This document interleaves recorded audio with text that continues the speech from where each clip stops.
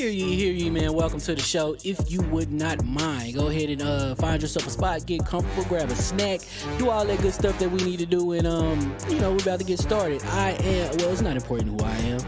What's important is that you are pulling up to the Iron Lords podcast right now as we speak, and I guess I'm here to keep you entertained until it's time to get this show started. So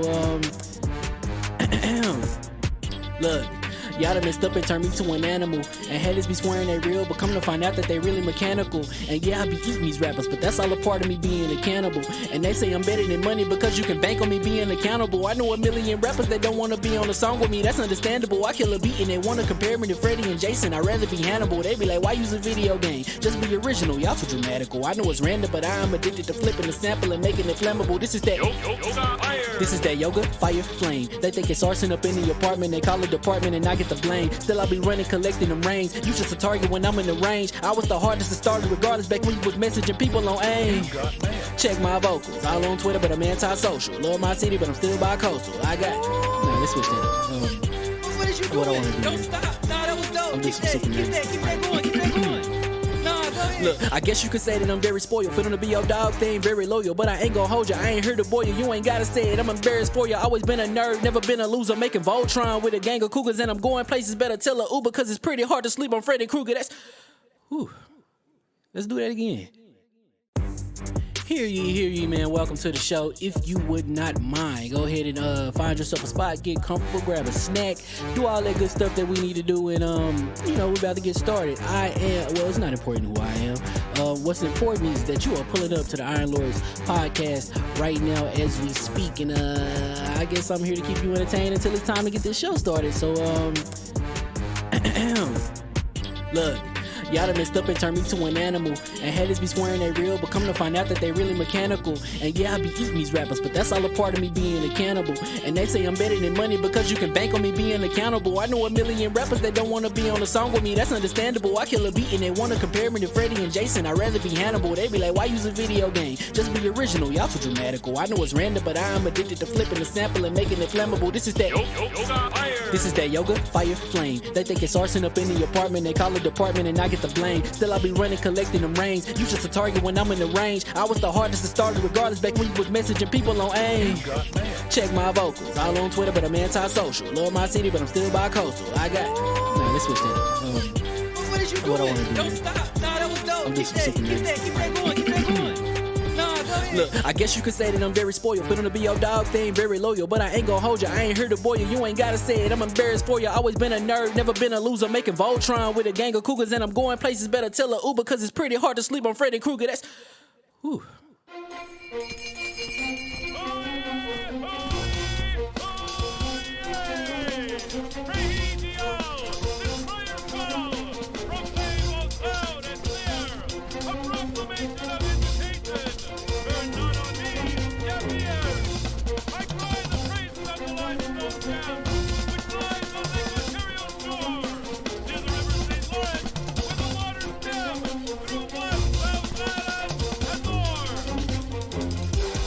I'ma just chill and watch them and eat snacks in the attic. I wanted to chill with the pack and be like a young whoop, but then they would mistake me for addict. If I can imagine it's cool to give you some advice, then invite your girl to your squadron. Cause if you don't give her that option, you gon' be single player like Sovereign. You gon' get tossed in the bushes by King David. Royalty and not a pretender. Detrimental to an elemental, what's an avatar to a knee bender? I gotta be me though. I know it's my destiny, word to Cognito. Who cares if you fly, if you still a mosquito? You swear you ain't stuntin', but really be Steve-O. You like to collect stuff and that's cool, but I got bad news. Even if you really was that dude, King David still be the king of the statues. Since a juvenile, I've been cursed with a curse to be musical. And if you hate it, we'll meet in the crucible. Other than that, then it's cool and it's beautiful. We let you know that your dreams are pursuable. Whatever you wanna do, then it's doable. If you got work on a Sunday, it's suitable. Cause you can listen to this in your cubicle on the Lord's Day. Woo. If you got work on a Sunday, it's suitable. Cause you can listen to this in your cubicle on the Lord's Day.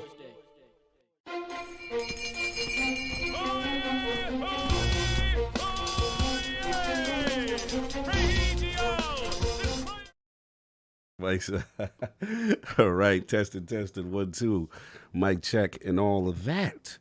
King will be here. Don't be putting in the chat. Where's King? The other guys podcast. I know people is right now in the chat about to tweet about to comment that. we put the square down to 3. I'm just joking. Anyway, all right. Here Watch King's groupies cry.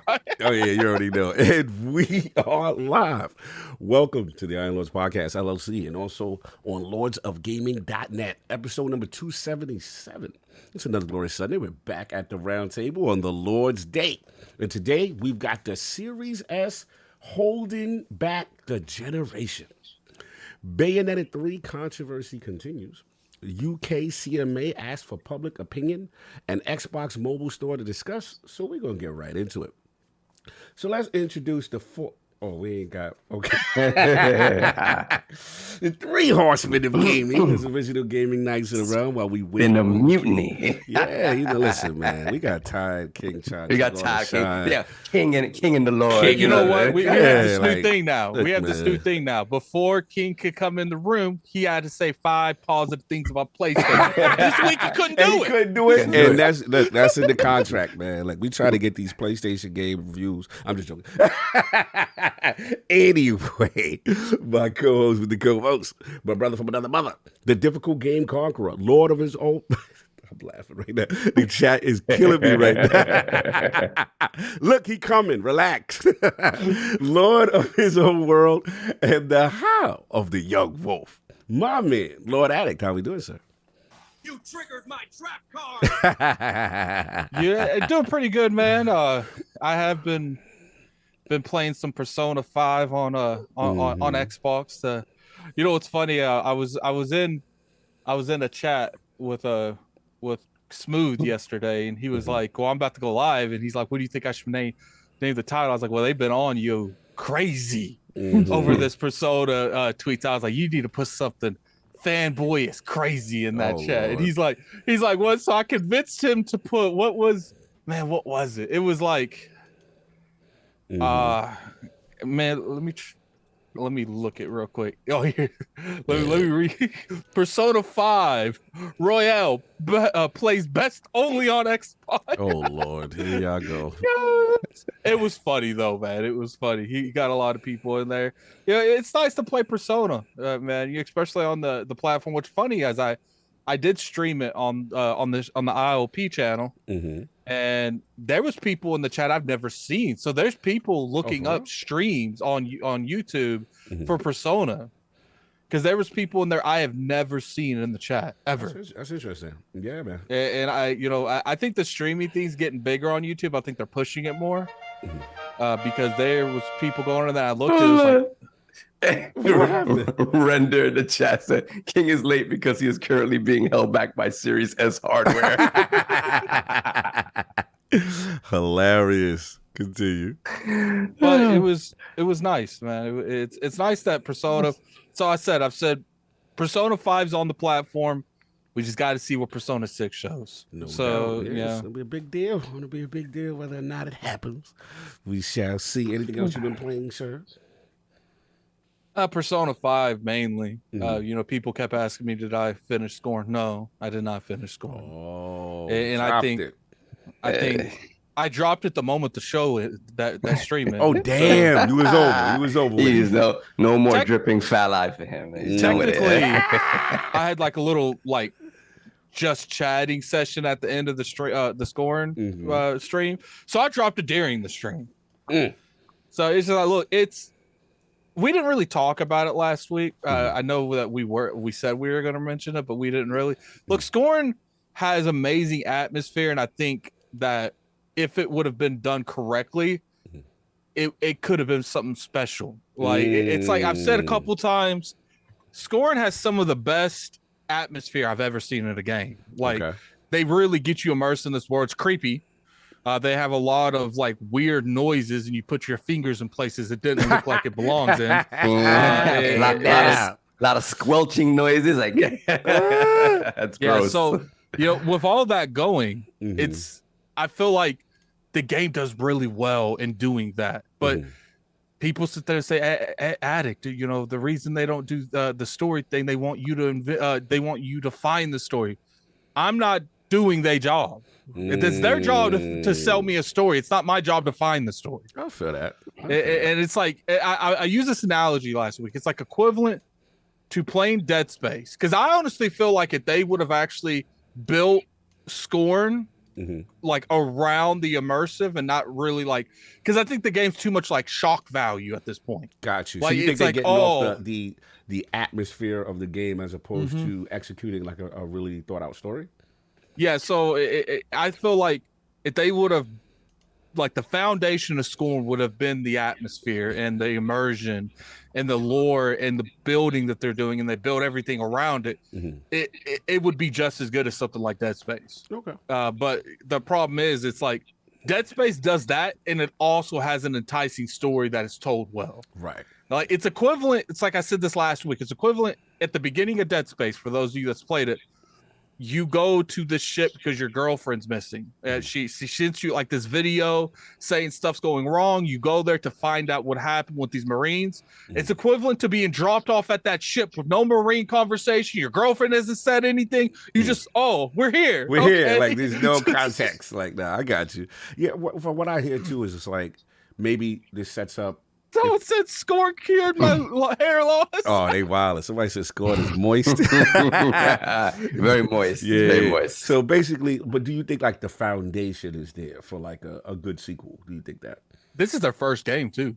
Interesting. So I think it's one hell of a first game. Okay. Like, but as far as they need people in there to write a story, they need people in there to. They got such a unique world, and there's no lore to it really. Okay, no fair. And then people are like, "Well, addicts, it's what you find." No, I didn't like it in Bloodborne. I didn't like it in Elden Ring. I want the story told to me through the narrative.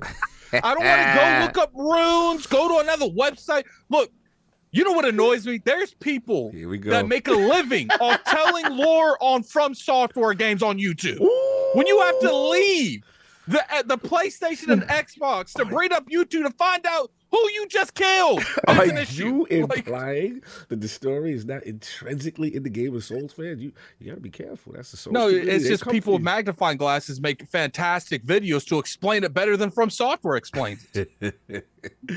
No doubt. But that's the art, Addict. It's outdated art, man. Anyway, and of course we have our most technical gaming lord, the solo gamer who lives for the single player selfish experience, and also the Sostradamus, the Lord of Clarity and Lord Patriarch of the Iron Bank, my man, Lord Sovereign. How we doing, sir? I'm all right, doing a little bit better. Still hacking up a lung every now and again, but still, I'm getting there. But all right, I'm doing good. Glad to be back. No doubt. What are we doing? I have to think about what I'm doing because I'm not doing much. No, I understand. No gaming to speak of. Haven't played Plague Tale, which is breaking my heart because I love Plague Tale. That's it. I love that. I love that game. So I was very excited when they got announced, and I'm hearing great things. So I'm excited to play it when I can. I have Gotham Knights installed. We'll see. We'll see what happens. You spent money on Gotham Knights? Of course, I spend. Listen, I'm not gonna sit here and berate a game without playing it myself. Wait for Game Pass? See. Here's the difference. I have no problem back talking a game I ain't played. No problem whatsoever. I'm all about the secondhand information. I gotta try for myself. No. I mean, I guess I'm a Batman dude, so I have to see what this is. Plus, I was always that dude that did not understand the backlash that Origins got. Like, Origins was a very good game, and it just got thrown on the bus. Actually, I was debating this last night with Kai.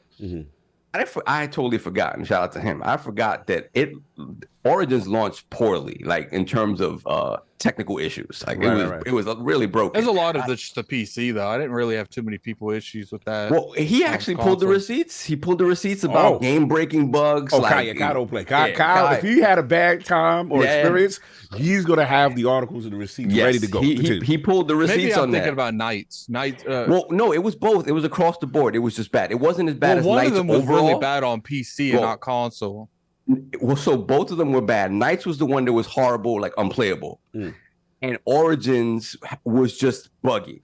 And then on the console side, that coupled with the console side of it made the launch kind of, it wasn't what it should have been. In addition to, this isn't Rocksteady, this is some other team. Right. And all of that together made it so that game just got a bad rep. And I never quite understood it. Usually when people get over the technical stuff, you see the game for what it is, but it kind of always stuck like, hey, it's not as good as the other ones. I beg to differ. I think it's kind of on par, but whatever. But I was hoping for W Montreal to use this opportunity to take the reins of this type of Batman game. You already know that Rocksteady's doing something different, right? With Suicide Squad. Take the reins, take the learnings from all the Arkham games, your own game, and make the next iteration of that type of game. And it feels like they haven't done that. And that's disappointing. I'll see for myself when I actually play it. Okay. What else? I saw Black Adam yesterday, right? Yeah, I wish I missed out. I apologize. I need to go watch it. I was under the ropes. I enjoyed it. Another one, it's getting hate. Like, it's the worst thing ever. I'm hearing more positivity than negative. I'm hearing the disparity between the critical reviews versus, the people's critics. review. Like, the critics versus the people's is such a disparity. Okay. And I'm seeing that the people are like, yo, what are you talking about, critics? Like, this is fire. I feel like that happens a lot because critics always review it in the genre it is, and people tend to watch a movie based on the merits of that movie and not, look what Marvel's doing over there. And I feel like when a critic watches something, they're comparing it to their brethren, like people in that genre. Yeah, but even then it's still weird because I look at it. My gripes with the movie is that I felt it could have been 20, maybe even 30 minutes longer to give me more exposition about, like, no spoilers here, but like the movie starts out with like a narrator telling you the backstory of how Black Adam came to be, right? So this isn't like an Origins? He has his powers? Well, they do it very quickly at the start of the movie. Oh, okay. Right? That's how it should be. I don't like that, man. When you're introducing him like that, when you're introducing him for the first time. I guess since he's never had his own movie, but if I see one more Spider-Man Origins, I'm gonna pull my hair out. Yeah, but how many times have they done the Spider-Man Origin? Yeah. He needs. I would have liked to, because they did it right, but they did it with a narrator, and they kind of sped through it, right? Rather than give me 20 minutes with this character and show me exactly what happens and why it's important, right? Same thing with the Justice Society, right? You've seen the commercials with Hawkman or whatever. If they would have given me a little more exposition with them, like before they meet up with Black Adam, whatever happens, like show me why they are the team that they are. Show me why those relationships are the way that they are. It would have hit a little bit better for me. Gotcha. Even better. But in terms of the action, it was there. It just felt rushed. It felt like they were trying to rush through everything. But in terms of the acting, the little side comedic stuff, the Rock sort of stoicism mixed in with sarcasm and sort of like seriousness and a little bit of Rock comedy, but not what you'd expect. Everything worked for me. It just flew too fast. And I wasn't a big fan of the villain per se. But apart from that, like, when I started seeing fives and stuff, it's like, what's the worst thing ever? Yeah, critics were going in. Have y'all seen Fantastic Four? Like, Rise of the Silver Surfer to go. no, not that one. I'm talking about the other one. That was bad. So I don't understand that, the hate from the critic side of it. I enjoyed it. I wish, hopefully there's maybe a director's cut with a little more in it later on, but I liked it. I thought it was good. No doubt. And you already know the Incredible Hulk should be on his way, so relax. But you still got me, the ninja. He's coming. The Shinobi, you know what I'm saying? Back fresh off that Ireland trip. Little jet lagged, y'all. Little time zone, y'all. I'm hurting, man. I can't even get my own intro right. Like I am under the rope. First off, I gotta come at some people real quick. Wasn't get a chance to play by my Series S for like majority of these flights. United Airlines, we got to talk. No outlets. We got to talk about your outlet situation. First of all, to run the Series S, you need about 100 watts on the outlet. And I checked. It says 100 watts. You know what I'm saying? Everything looks fine. Plug it in. I got the up screen. Got the joint. Won't power up. So I'm like, all right. So I've been forced to Steam Deck. Then when I got to the hotel, the internet situation really wasn't the greatest, so I couldn't do no Xbox. I'm like, ah. So I'm like, you know what? Fine. But I had one time before this, I did a flight like more than 6 hours or so at American Airlines. And American lit. Like, yo, plugged in the Series X, little man rocking, playing all my games, doing what I got to do. So, yeah, man, United Airlines. Yo, if you don't get this, if you don't get your outlet situation together, I'm literally not, and I like United. That's the crazy. Like, I usually don't have too many issues. So it's like, now I'm like, nah, fam, I can't be doing 6+ hours. And it ain't no. So you plugged in, it was just nothing. Bro, it acknowledges that powers it, because usually there's a green light on a lot of these these plugs. As soon as you plug it in, the green light go off as if I've exceeded. So basically, what they have not put the wattage to the max of the 100 that it's allotted. It's right. It's just that's the max that it's allotted. Yeah. So it doesn't accept that. Yeah. So anyway, so that's been that. But anyway, as far as me, shout out to the Fighting Duke, shout out for Maddie, shout out to Ben Smith holding me down. The Fighting Duke was lit, and shout out to I believe Hogue, who pulled up for Ultimate. They did a good one. So shout out to Maddie. I'll be back, Maddie. We get right back in the mix. Yeah, they killed it. They said Ben said that you were in Ireland infecting his people with the Zuck juice. Sucking it. They saying I'm low. All right, hold on 1 second. Let me turn my joint up a little bit. They're saying COG is low. Hold on, let's do that a little bit. Get my level up a little bit. But yeah, so that, and then shout out to my people. Shout out to Ibata. Shout out to Travis holding me down. You know what I'm saying? They had did the last word. A lot of stuff going on. Festival Lost. I got to catch up, see what's going on there. But as far as me, being that I've been Steam Deck exclusive, I've been playing a particular game finally. Now that it came over to PC Game Pass, Death Stranding. Oh, okay. A lot of hours in Death Stranding. Death Stranding, I need you to come to the front of the congregation. We got to talk. Death Stranding. All right, now what's going on? Here's the thing. So remember, the thing about this game, first of all, let's get to it. It's a beautiful game, right? Mm-hmm. Graphically, it's hashtag just one energy. The cinematics are gorgeous. Norman Reedus, they got your man Guillermo del Toro. It's a beautiful looking game. I will not discount that. You know what I'm saying? Steam Deck, get your frame rate together, though. Steam Deck, get your frame rate together. You'll be fluctuating from 30, then 60. It's all over the place sometimes. So you were clouding it, right? Cloud. No. I Steam Decked it once I could. I played cloud initially, and I was fine. But then when I got on the flight, I can't do cloud. So you have the downloaded version from Steam, right? From Steam. Okay. So I'm like, all right, cool. So, all right, Decima Engine, fire, can't front. Cinematics, okay, I'm getting into it. Dark World, okay, what's going on? And it reminded me of, if this wasn't anybody named Hideo Kojima, could they get away with this? Could they get away? And the reason why I say this is some of the story to me so far, and I'm like maybe 4 or 5 chapters in, is so nonsensical to me. Like, it's so ridiculous to me. It's, we got to get the packages and we got to save the world. You're a glorified FedEx agent. That's what it is. You're literally, it's the gameplay loop is, on the right side, you got a bag. You got 4 things on your back. Make sure you even when you walk in and balance yourself. Hold your chest together so you don't fall over with the bag. Like, I'm literally in one biome going through and delivering and picking up random packages on the ground. Then the thing is, he had the moment again where, again, I love his games. He does think out the box, which is part of his genius.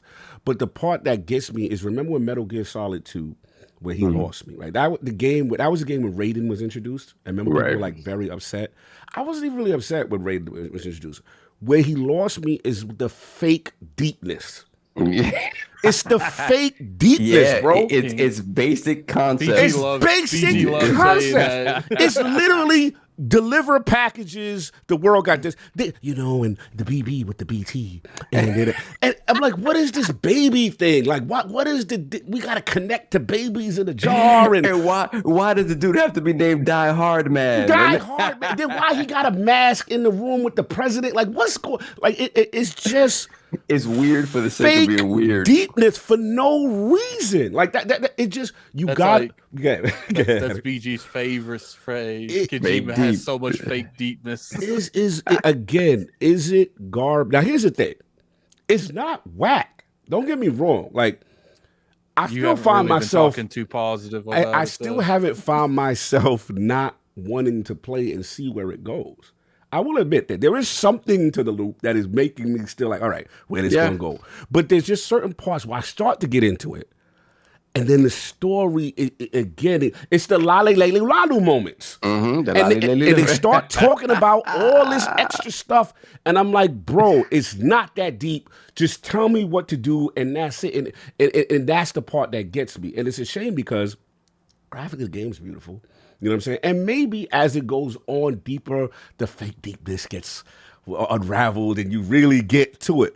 But right now... But what happens is this. The fake deepness gets unraveled and you realize how shallow that pool really is. And it's like, really? Bro, like... he got Facebook likes in the game. Like they literally got, you rated it. Like they rate your deliveries. They be like, you did your thing on that one. You did drop your packages and it didn't hit the floor. And I'm like, this is the gameplay loop. It's like they acting like they have a commission in an apocalypse rating your like they should be happy they're just getting it. Like they gotta rate it. The funnest part I will say is constructing little watchtowers and stuff in the field. You get the little. I understand this. Now I will say this: him with Cloud could be scary, right? Because no, you're right. I see how other players left their stuff in the world. They create little bridges for you and stuff like that. So Kojima with Cloud tech could be a beautiful thing. Like because they literally got Facebook systems in there, integrations and things like that. And I'm curious to see what he does with it. But and I will say the stealth was kind of cool. You got the little thing and you got the little rope, you know what I'm saying? You get behind and choke them up, you know what I'm saying, kind of thing. But it's literally, it's FedEx versus DHL. There's other porters trying to stop you from delivering. And I'm like, this is literally UPS versus FedEx beef in a game. With a post-apocalyptic feel. So look, shout out to him. I know a lot of people swear by this game. It's just look, man. It's just a little fake deep for me. And if they just cut around all that other extra stuff and just get to it, I'm fine. Okay. Yeah, we might as well give him the bad news right now. What? Check your messages. Oh man, what's going on? King has called out. The call out. Okay, hold on. The call out. Just tell me because it's cool. Yeah, shout out to him. Shout out to King. I guess he can't make it. He's doing a whole bunch of stuff. He cannot make it. No, that's cool. Shout out to the King. We got things going on. You know what I'm saying? We got it. He never calls out. He never call out. So he's not doing it. So hopefully they said cancel the podcast. We hate y'all. Get it? No doubt. But that's been it for me. I'm gonna reach out to a replacement. No, I got stuff on deck too. Don't worry about it. But so that's been that. And I was gonna say, Saul, we got any super chats? Anything we need to take? Yeah, let's get these super chats out of the way. Starting off with Flame, member for 2 years, $2 per chat. Is this the Iron Lords podcast? Mm-hmm. Howdy, y'all. Yes, it is, Flame. Thank you very much. Then we got Don Taku, $2 super chat. It was a coup. They finally overthrew the king. You had to get him out. Got him out of there. Too much love for king. We can't have that. Then we got Hard to Find member for 18 months. Lord Bronze, thank you, sir. Assalamu alaikum, my brothers. Cog, let's get our Super Bowl tickets now. Niners winning it all. Love. Listen, I'm excited. I mean, I just got to see because as much as I love the move, he does get hurt a lot. So we got to see how Christian McCaffrey do. So, but I'm excited. We'll see what happens. And to me, it's always about Jimmy G. Jimmy G. Let's not count our chickens before they hatch. Yeah, exactly. Let's relax. Let's get as a Yankee fan. Let's not count our chickens before they hatch. Yeah. I saw that. Wavy Kosher. Let's put the crest in the chat for Wavy Kosher. All right. Thank you, sir. Appreciate that. Then we have welcome to LeBron Donald Taku $5 super chat. 5 days until game of the year. Fake controversy or not, Bayonetta 3 is sweeping the rest of the year, including Ragnarok. Very confident is Donna Taku. Very confident. Very confident. Mm-hmm. We got Flame once again. 2 years. Remember, 2 years, $2 super chat. Cog, they know the Series S holds back the plane. Speaking of which, look who joins us. We got Wavy Kosher once again. Member for 2 months, Lord Bronze. Shout out to the Lords and the Realm. Love the chemistry between y'all. It's uncanny. Sundays are just better with ILP. Thank you, sir. We appreciate that. I appreciate it, no doubt. Salute. Then we got put the crest in the chat for Pecan Fusion. Shout out to you, sir. Appreciate that. No doubt. Salute. Then we have the homie Hargeet Shani, $5 super chat. Wait, the king and those other dudes. Hold on, you're in the way. You're in the way, Cog. Your face is in the way. Wait, the king and those other dudes podcast won't have king joke. Salute to the remaining lords. Thank you, Hargeet. We appreciate the support. Salute. The other dudes appreciate. The other dudes appreciate you, man. Thanks for showing up. No doubt. Let's see what else we got. That's it. We're covered. All right, no doubt. Flame, what's going on, brother? Can you hear me? Mic check. You muted on Zoom. Let's make sure you good. Can you hear me? There you go. Flame is in the building. Flame is in the building. Indeed, Salute. he is. I was Salute. poking around in the chat, just biding my time. No, waiting for you to pounce on your opportunity, man. Flame, where's King? What have you done with King Flame? What have you done with Don't look at me. Don't look at that blacked out window. Don't look at that, okay? No doubt. Tell your level up just a little bit, and we'll be good to go. So let's get into this poll. Last week's poll results are in, and the people have spoken to the question with the latest controversy regarding Bayonetta's voice actors' wages and calls for a boycott. Where do you stand in relation to buying Bayonetta 3? The winner of the three-way ILP poll at 46% of the vote was the Messy Lords. I don't care. We need to all stand against the real issue plaguing the industry. These 30 frames per second next generation games. Coming in at second place at 38% of the vote was gamers should not feel socially pressured to penalize the remaining members of the dev team and still enjoy the game group. And in last place at 14% of the vote was gamers need to take a unified stand against unfair wages given to underappreciated talents in the games industry. Lord Addict, how are your thoughts? The people went the other way with this. They're talking about another subject other than the Bayonetta one. But what's your thoughts on this, man? I'm going to save a lot of my thoughts for the actual topic. Mm-hmm. Okay, good. That's it. That's it. And that's it. All right. You don't get anything else. Yeah, get that else for that. You know what I'm saying? No doubt. So look, let's get into it, man. We got a lot to discuss. I think I do want to say something real quick. What's up? It's funny that I was reading comments of last week's show, and people was like, it was too short, and I'm like, okay, so we do 2.5 hours, which is what people normally, which is above what normal podcasts normally do. And that's too short. Like, I'm sorry, we got y'all spoiled. I'm sorry, but that's just the case. It is what it is. People want more. That's how I look People at want it. more, and I appreciate that. But you. yeah, I mean, when you have the biggest podcast in the world doing an hour, and they do an hour, and they're like, "Oh, we're running late. Time to go." No doubt. So let's get into this, y'all. A lot to discuss. This has been a hot one, and I believe, Lord Saab, this is you, right? You are up. Series S, what's going on? I'm hearing potatoes. I'm hearing generation talk. What's happening?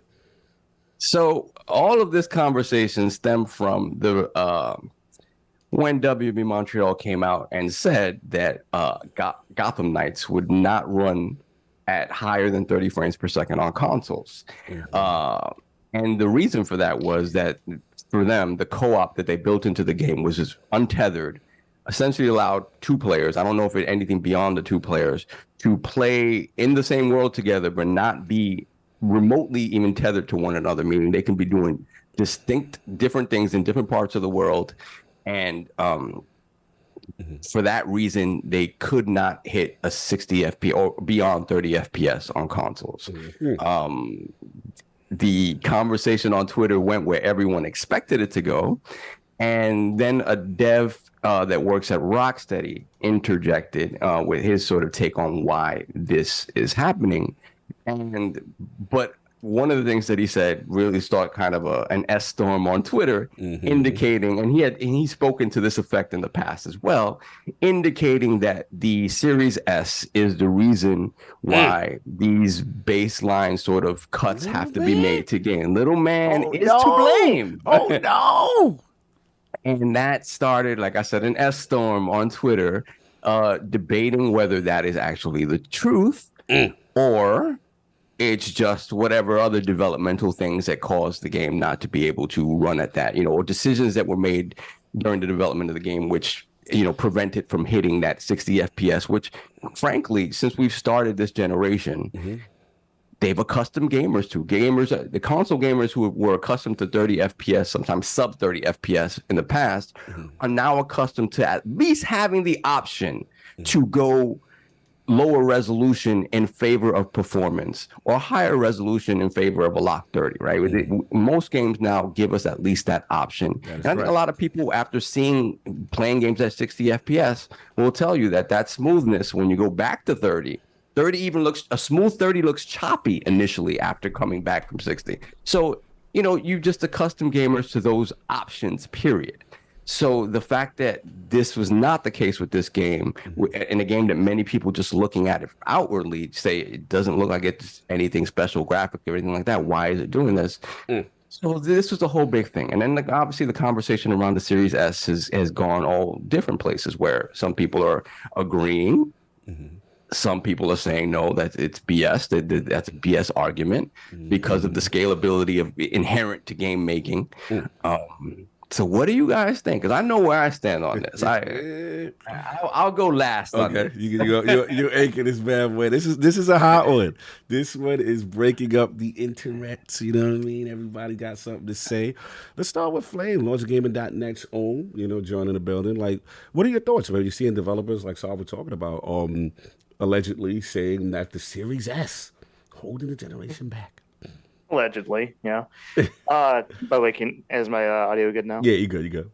Okay, good. Well, first of all, that one developer, I don't want to write off his work because he's literally just a character artist. He doesn't really work in level design or engineering, so it's really hard to take him as where you might hear stuff from other developers, but I don't want to lend a lot of credence to that. It's probably just just objection, hearsay, that kind of stuff. I don't buy it for a minute because spicy Flame. Okay, it's just okay. They have the whole untethered co-op thing, right? Okay, that's fine. But think about the people that are only going to play this co-op. You're telling me that people who are playing alone have to suffer because of an untethered co-op experience that they can't play with. That doesn't make any sense whatsoever. And two, this game was a PlayStation 4 and Xbox One title. Until May this year, they dropped that support. I think you guys might have talked about it, but it was this game was supposed to run on consoles that were much worse than the Xbox Series S. So it really, again, I'm just not buying any of this. Really and let's just cover this with the fact that both Lee, that's the developer that everybody's that infamous one. His account's deleted, as well as a couple of other developers. What if he was silenced? What if he's telling the truth, Flame? What if they not letting him speak? This potato is holding things up. Series S in the Rocksteady studio that just runs around with a knife. I gotcha. No, it's just I get it. If you're insulting, a product that you're technically working on, the company will shut you up. But at the same time, it's this guy has the kind of vitriol that you would see from the kind of people that we would have either muted or blocked. Basically, I have an entire article about Gotham Knights where I have 4 different screenshots of what he said. Oh, you got the receipts. Yeah, it's not professional whatsoever. So it's really hard to take that kind of personality. He gives me the vibe, and I don't know the dude individually. I don't even know what his name is.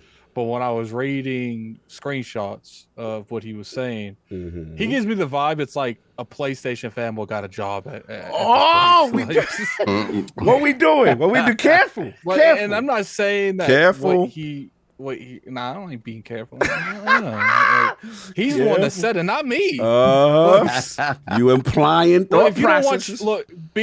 being an influencer on the internet, man, I can tell you right now, developer X, I don't know what your name is. Developer Your words will X. and can be used against you Uh-huh. in the court of Twitter. Uh-huh.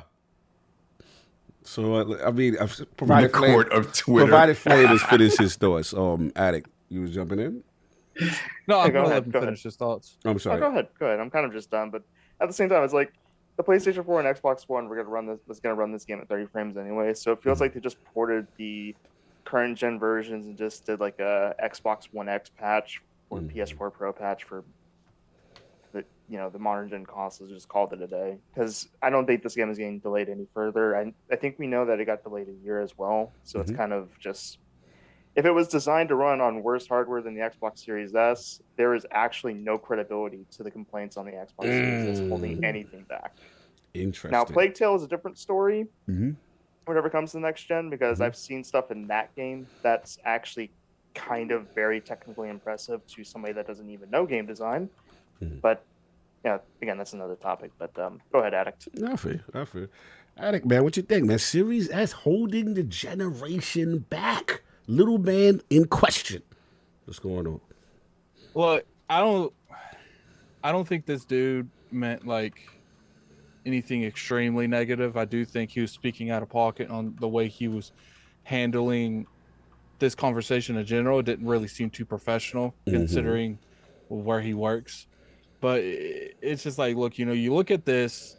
I did reach out to some developers about this whole scenario. And what I'm doing, I'm going to read what they told me. Oh, wait, word for word. Oh, we get some developers. Okay, we get that exclusive Addict. Oh.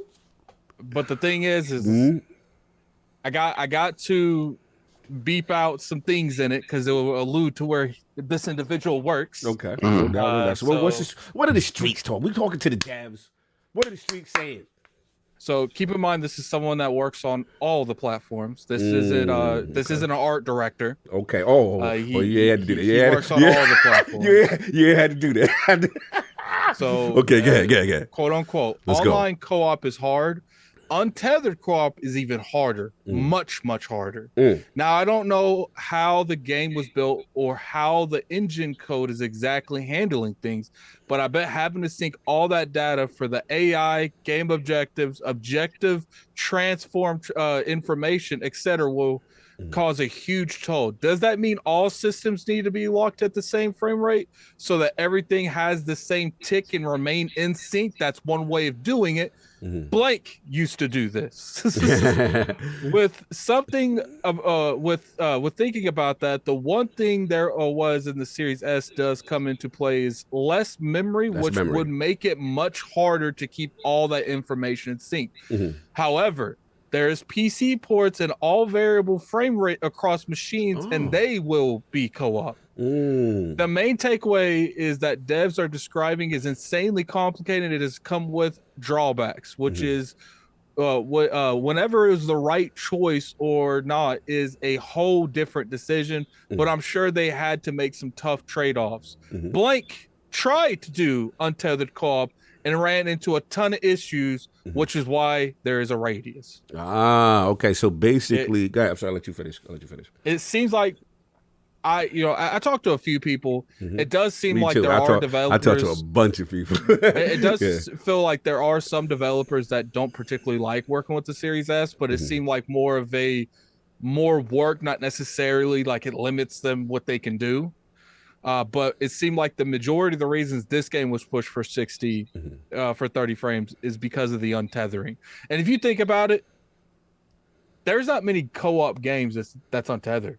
Like if you really sit down and think about it, there is not many co-op games that's untethered. Even on certain, like State of Decay, they said they couldn't get it to work untethered. I know the Far Cry games for the most part, they're not untethered. Like untethering seems like it's very, very complicated. Well, it's funny you said that because I remember didn't we have one of the what is it, Undead Labs back in the day, right? Where we were talking about State of Decay 2, and the thing at the time was that radius, right? Where all four players could not stay within. They had to stay within the constraints of a radius kind of thing. So it's not Halo Infinite. People are in the chat are saying I beeped out Halo. Oh, they try to figure out where it's coming from. Yeah. So no, I mean there is truth to that. There is truth to that and stuff like that. But anyway, I'll let you finish your thought before I go. What's your feeling? I think that there are limitations to what can actually be done. But I don't think it's the limitations that you guys think. I think for the most part, you know, if it was just the Xbox Series S and X, I would say 100% the S is holding the X back. 100% the S is holding consoles back in general. But most of these games are coming out for PC. And they go back all the way to the 20 series cards. Hello. Like it's just like, to me, I don't see how it affects games that's already being in development. So it's just it's kind of crazy to me that I just don't understand why this individual decided to speak his concerns in that way. Like he's bold. He's bold. He was outside with it. So it's just like, look, at the end of the day, but then you can look at it like some of these recommended specs now for these newer games. They're intense. Oh no, for sure. Next generation game like specs. 3070 is a recommended spec. Like that's a lot. So, you know, maybe there is some truth to what the man's saying. I'm not a developer by any means. I can only go to people. You know, if tomorrow I took over some type of auto engineering company, I ain't gonna be on the line making parts for a car. I'm gonna hire someone else to do it. Like, look, this is a highway, man. This is a highway. I know Sal's gonna bookend this thing, so I'll jump in. You know, I want to be extremely respectful, and y'all know I'm very pro dev. Like I'm always about the developer. I always lean towards the developer in most arguments. You know what I mean? And the other thing is I'm a techie, so I get the mindset of like, yo, I want the most power available to create and do what I want to do, right? I understand that mindset. So I can empathize with the developer. Yo, they got the more powerful X and whatever. They want to go balls to the wall on, you know, next generation features or whatever. I get that aspect.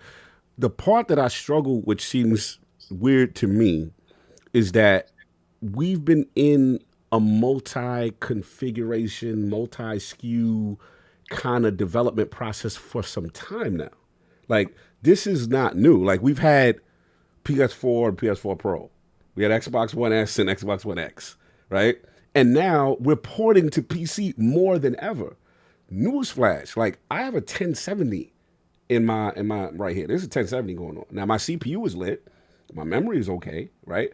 But basically what I'm trying to say is, whenever a next generation game comes out, they got to account on PC for my SKU that it can run on a 1070, which is lower than, you know what I'm saying, the Series S. So all I'm trying to say is that at the end of the day, generally, the lowest common denominator is always what it started for as far as game dev, right? From a PC configuration, you usually start with the lowest common denominator and then you spec up, right? Now, from what I hear with the Xbox One X dev kits, when they get it, there's like a Series S mode.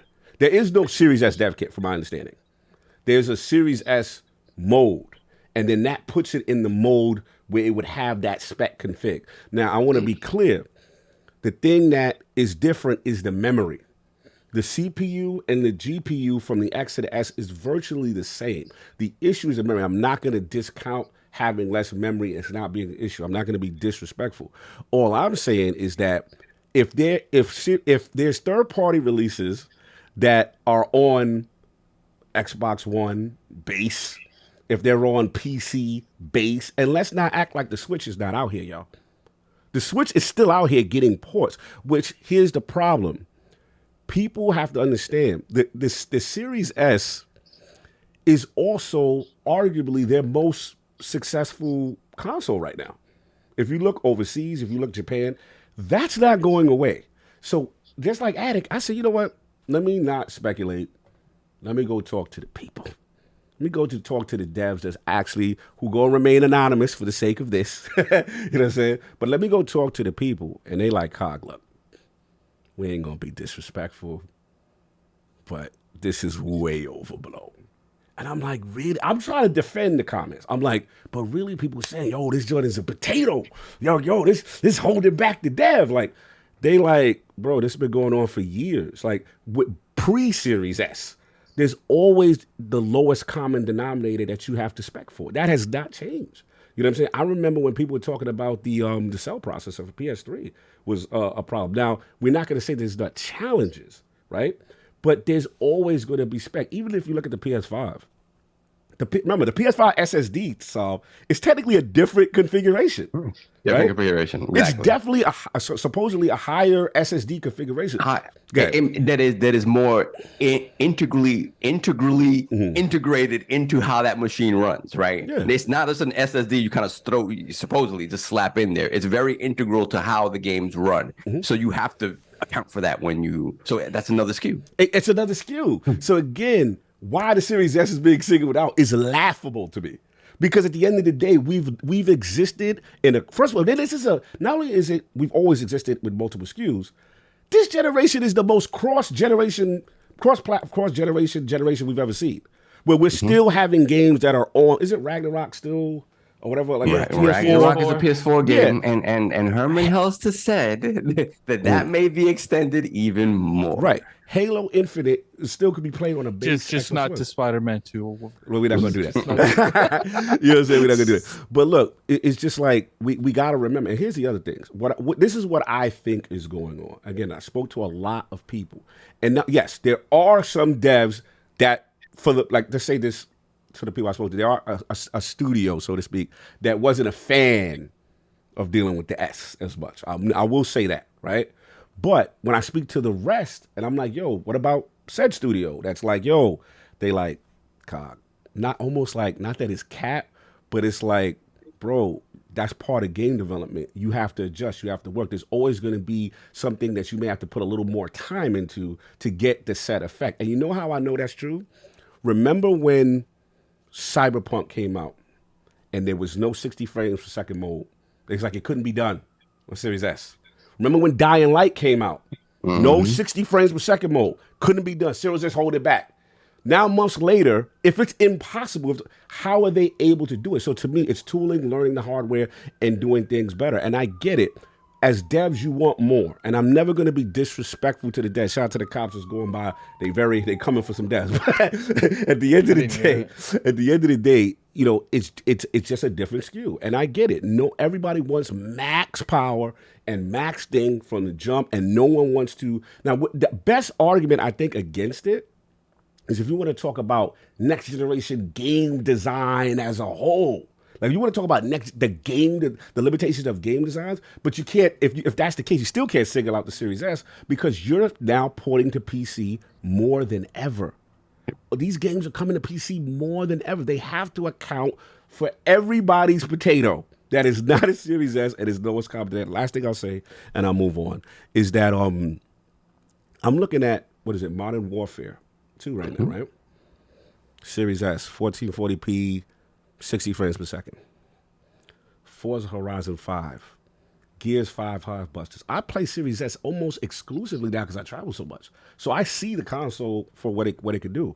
Microsoft Flight Simulator is running on the Series S, right?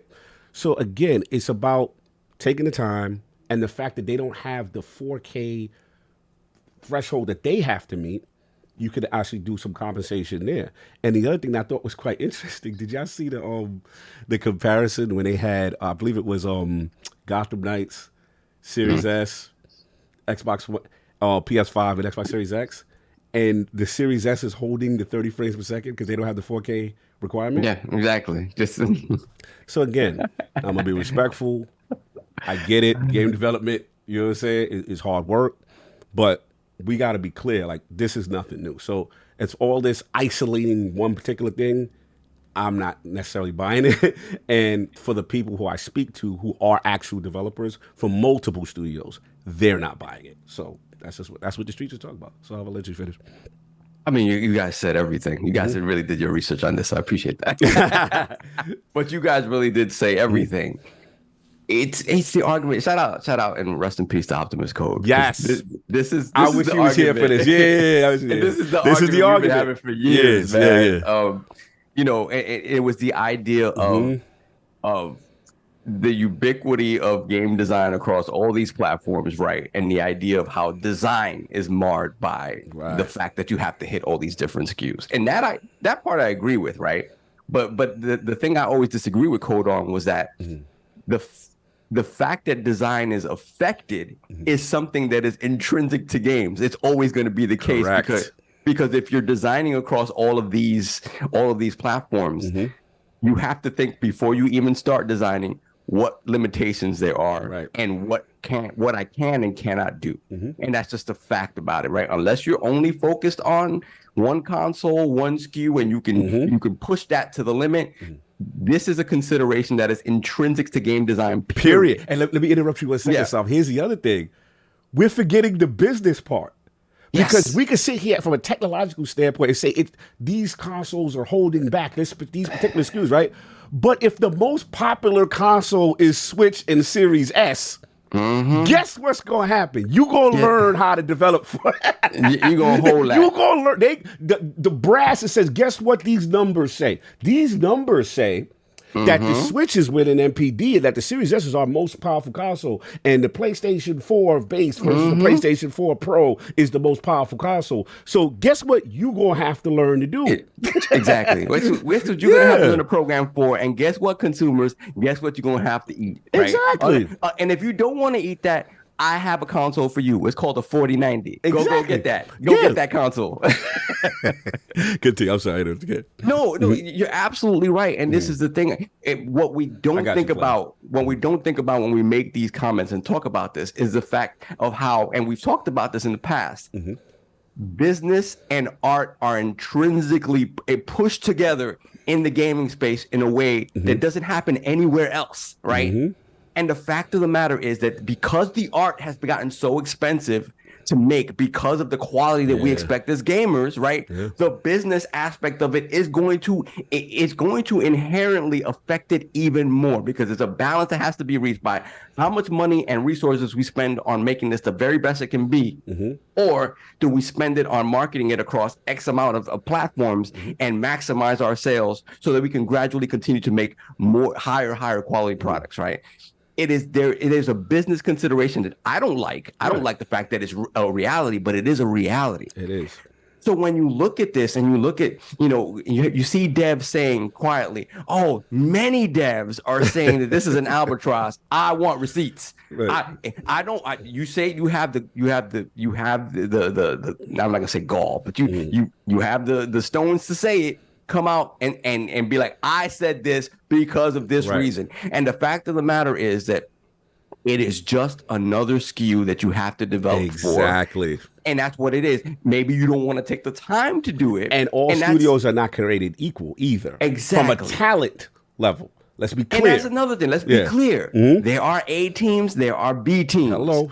And sometimes the B teams are sort of relegated to making ports for others, right? Or not even B teams, but teams that you bring in contractually to port things. That happens as well. Right. So is it an easy thing to do? I have know nothing about it, and I know that it's not an easy thing to do. But the fact of the matter is that this creating SKUs across a number of different platforms is intrinsic to how games are made. Always. Period. And even the companies that have been used to doing it on only one platform, right? You look at PlayStation. Yeah. Now they have to start expanding and looking at the PC platform. And then all of a sudden, when you look at the PC platform, it's not like they decided to be like, hey, we're gonna make games for Xbox now, right? That's one SKU. No, you went to the platform that has a range of SKUs that you now have to consider when you make these ports. So pretty much everybody's in the same boat now, where when you make a game and you want it to be on as many platforms and be as accessible as possible, the fact of the matter is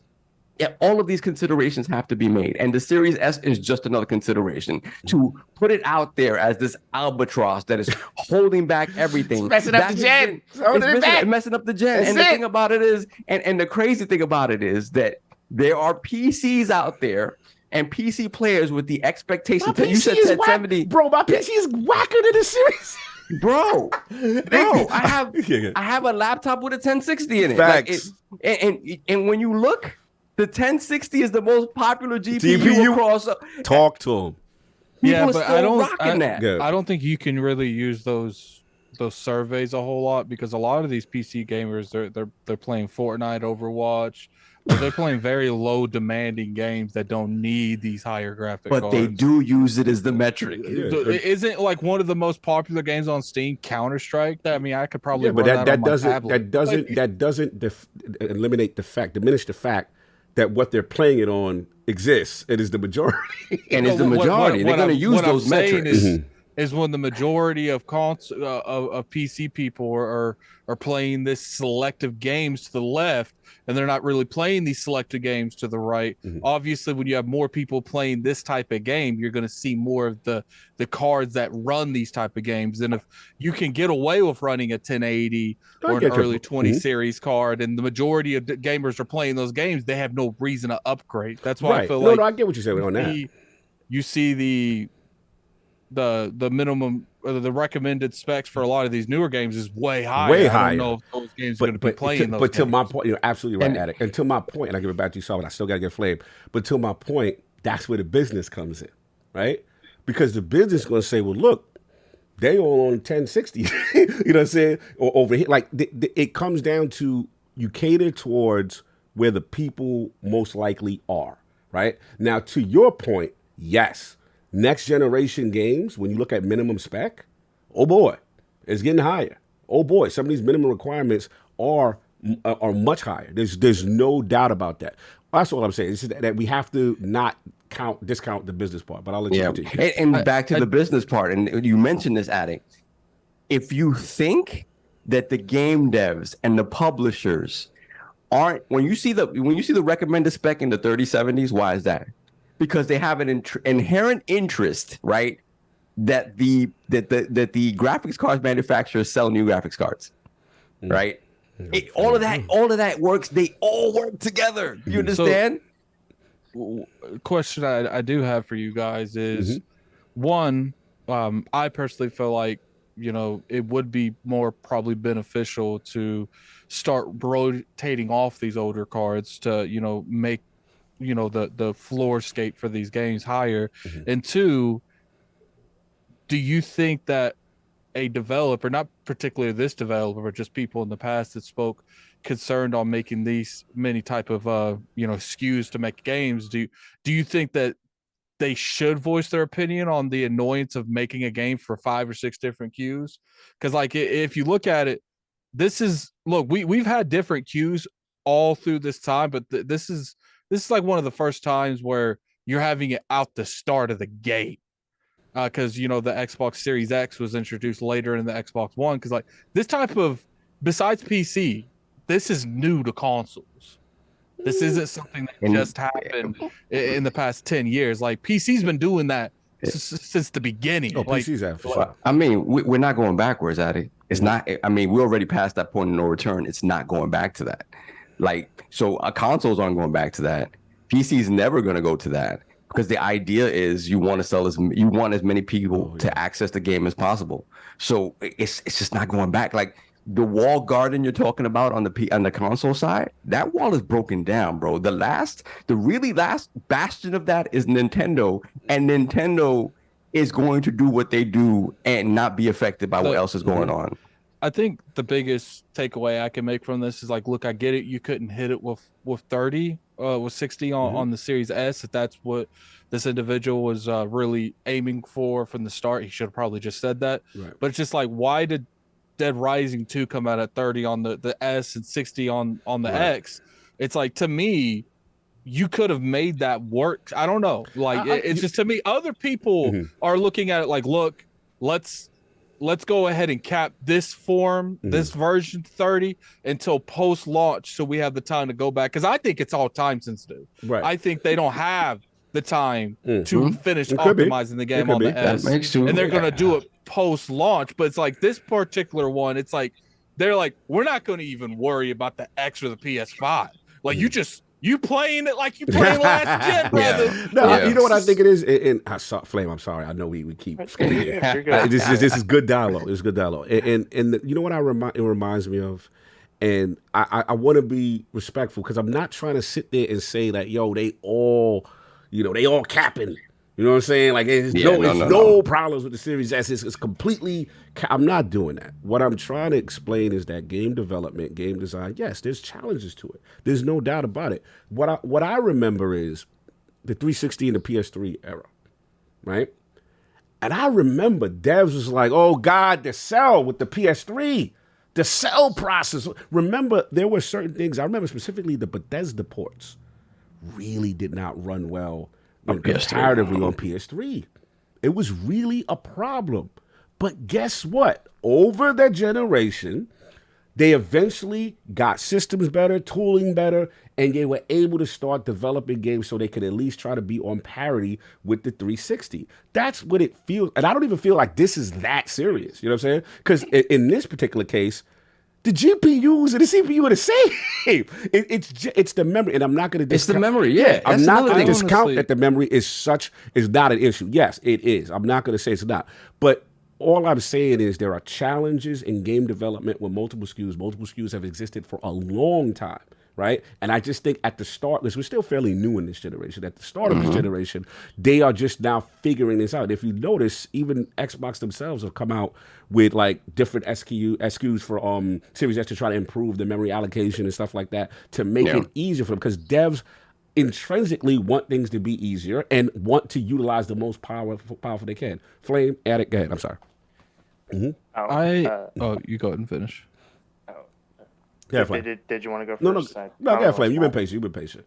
I was just gonna say, like, one of the comments that I was seeing, like, from some of the developers was just, developers, was the fact that I'm sorry, it's hard not to, especially whenever it comes to the fact they were literally asking Microsoft or demanding that Microsoft just drop Xbox Series S support. So you're gonna tell me that the console that I think is like 2-1 with the Series X, they're just going to suddenly drop that. They're going to drop. Oh yeah, Microsoft ain't doing it. yeah. They're not going to drop all of those customers just because the developers don't want to work on another SKU. And plus, again, I can't emphasize this enough. This argument started over Gotham Knights, and I was listening to the Scumcast last night with Ashton Luca. She had a developer. I think it's like his name is Agent Deli on Twitter. Like, he was literally saying like the entire game design literally was like.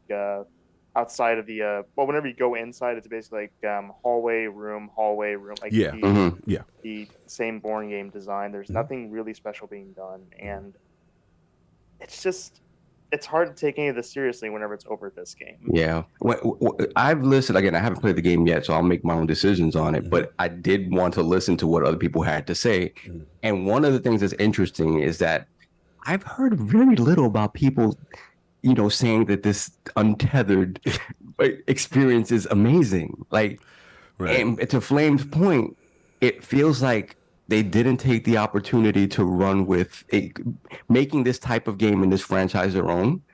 And it just feels like it's the same old stuff, not even as polished as before. So it's like, I'll never begrudge a team for taking the initiative to do something different, even if they fail a little bit, and but they put the idea out there. But not a single review that I listened to or read said anything about, listen, I know the 30 FPS controversy is what it is, but I'm going to tell you right now, this co-op is banging. I didn't hear any of that. I feel like there's multiple layers to this issue. One issue is they waited so long. And the only reason we found out is because I heard someone got a copy early and they exposed the 30 frame thing, and then they started confirming it was 30 frames. It's like, look, like I'm on this new kick. It's like, if it's a 30 frame game and I'm not emotionally attached, I'm boycotting you. I'm boycotting. I'm actively actively boycotting because it's just like, nah, like you said, I'm not going backwards. Like, if everyone else can offer in performance mode, you mean to tell me Gotham Knight can't? Like, no, like we ain't about that. You know, put Goth and I go to the back of the line. Go to the back of the line. You know, and you know, Plague Tale go back there too. Like, no. I gotta put back. Let's go, Flame. Let's go, Flame. If you want me to let you out the bus, you better have 60 frame patch on your head. It's not gonna happen. It's like I'm not going back to playing 30 frame games. It's not realistic to me. I feel like the only way I would play a 60 frame game is I'm emotionally tied to that franchise. I like how we bougified Addict. Yeah, Addict was the dude that said I don't care. I'll play it on whatever. I don't care. If like the next Final Fantasy came out, it's 30 frames. You boycott. You got your game. You think you touched that? It's just like, let's go. See what Crisis Core runs at. I'm open with that. It's not like I'm open with that. It's not like I'm saying that I'm boycotting all. No, I'm like, you know, there's some. That's like, you know, there's some that pop out that bus. And like, okay, just go in the back. Don't tell nobody. Don't show nobody your frame count. Like, but I'm rocking. Addict, what are you playing this week? Oh, nothing. Look, man, it's a good one. And I'm glad y'all said the last point. We'll wrap this up. Also, you know, look, some studios, they're poorly optimized the way they handle, you know, their ports. And that's a factor too, you know. So again, not going to be disrespectful. We hear, you know, what, you know, a few are saying. But when we speak to a lot of the majority of these devs and a lot of people, hardware makers, software makers. Wavy Coast, so I don't even want you putting that in the world. What if Fable is a 30 frame? Wavy, show me your build. I'm tempted to just block you for putting that Show me your build. What's gonna be at it? What's gonna be? I smell a bending knee. Yeah, you go bend the knee. Fable come out and they say 30 frames. I'm not even putting the energy of that bend the knee out there. It's not happening. Like, you gonna have to do it. Because nah, we ain't even talking about that. Yeah. I would be devastated. Your favorite too. 60. I would be devastated. See, it's going to have to be one of those things where it's like, you know, they're midway through. I walk through, I see the 30 frames on their head. It's like I snatch it and just hand them the 60 frames. Just act like it's yours. Just act like it's yours. Final point, and this is the thing too. Again, where not all development studios are made the same too, because you have to account also for the ones that they do account for. They see the the disparities, right? Mm-hmm. And think about this generation, how many times we've actually gotten a performance mode, right? So to me, those dev studios are looking at the touch points and able to say, okay, we do the trade-offs here on resolution, we could still achieve that. Let's give the gamer that option. And to me, that does separate studios from each other. You know what I mean? Mm-hmm. It's talent also, bro. Okay. Did you see what Callisto Protocol did? What they do? Oh yeah. Oh, he came out and said he was like, Callisto was out of pocket. It was rumored that their game was going to get delayed, so they had to address that. Obviously, and they're like, "Look, we are coming out February. We are coming out December. I don't care what the internet says. We will be there day and date, not February like these rumors. Not only that." We will have a performance. Yeah, I appreciate that. Shout out to them for being messy. And then you know what I did? Because they gave me that energy, man. You know what I did? I tweeted and said, "Day one." Messy. Out of control. So that's what we got. Let's get these super chats solved and move on. Cool, no doubt. Give me 1 second. Chat is out of pocket today. We got Iron Mike, $5 super chat. King doing a Jim Ryan style world tour, doing everything in his power to delay that Ragnarok. That's what he out there took doing. A flight. You know what's funny? When I was streaming Persona, someone put in the chat, they're like, "Addict, there's review copies out there. People got the game. Why ain't you took King's Knees yet?" And I'm like, because I ain't gonna be able to take King's Knees until that game is out for the public. He ain't doing nothing like that. But I do want to bring up that I was gonna conclude the God of War giveaway this week. You know, I'm gonna milk it a little bit more. You know, I will post the tweet again today, and there will be one last week of that God of War giveaway, and after that, it's wrap. Keep in mind, it's only for North America, I think, correct? Yes, and guys, keep we in will mind not also be having it day one because obviously, Sony can't do anything right. We can hopefully we'll get in on that second shipment, but they definitely said you will not be receiving it by launch day. So that means that the winner will definitely not be receiving it by launch day. And do you think we should do the thing for the thing, Saul? We should do that. Should wait till next week. Let's wait till next week. I want more. I want more concreteness. But either way, we should still, put it out there. Let's just. Yeah, let me read the super chats. Hold on. No doubt. THX 1138, $5 super chat. PS4 is the rotten spud holding back the generation. These games are designed on last generation in mind. 2 to 3 years transition. Listen, if we want to be honest and call something an albatross, the albatross is the lowest spec possible on PC that these games run on. That's the albatross. If we really talk about that, talk about it. It's nonsensical. It doesn't make a whole lot of sense. We got Flame, member for 25 months. Lord Bronze, there's an imposter on your podcast. I'm still on the run from the horses. Also, I swear I didn't rig the vote. I swear. Shout out to that other Flame. Yeah, I don't know who this person is on the podcast. This guy in the podcast. But he has good points, so we'll keep him here. It's fine. Then we got Face 23 BKNY, $20 super chat. There's been multiple devs that has complained about the Series S, so you can't deny that what some devs have said. Yeah, we acknowledge that people have said that, but a lot of it comes down to your specific situation. And the argument that we're arguing against is just the fact that this is intrinsic to game design. So for you to be to point the finger at one thing, but this is what's ruining everything, it doesn't make sense. Also, multiple devs does not suggest majority of devs. You have to be clear. Yeah. So we got Jonas the Dad, $2 super chat. On a positive note, AC Odyssey on Game Pass is effing fire. Yes, AC Odyssey is it. Please make sure you're playing as Cassandra. Thank you. Yeah, that's a big one. That's a hard one. Then we got Spark Go 17, $2 super chat. Crying for more power won't turn the trash game to gold. That's another thing. Again, I haven't played it myself. I'll make my own deductions. But generally, people aren't necessarily so high on Gotham Knights. So yeah, hearing mixed things. Yes. So yeah. Now we have Jeesh, $2 super chat. 1070. Cog lives in the Stone Age. Focus is on CPU and storage, brother. Hey, hold up. Jeesh? That's from the Persona stream, actually, Addict, from yesterday. Oh, salute. Returning viewer, welcome, Jeesh. No doubt. Jeesh in the building. Salute. Then we have J1, new member. Shout out to J1. Put the crest in the chat. $5 super chat. I can understand why COG is Lord Acquisition. First party studios almost always have less technical issues and have better optimization. I mean, yeah, that doesn't make sense. A first party studio should they have the keys to the castle, right? But again, the majority of games that come out and the majority of games that you play are third party games. Third party games. Like I said, and the Switch is still out here, y'all. Just let y'all know. Yeah. Much as people act like it don't exist, the Switch is still out here. They get ports. They just released Alan Wake Remastered on the Switch. Native. Yeah, people go where the money's at. That's just how it works. Congratulations, the Switch got a 360 game running. Listen, you can remastered. You get in your feelings, but what the money say, what the money say.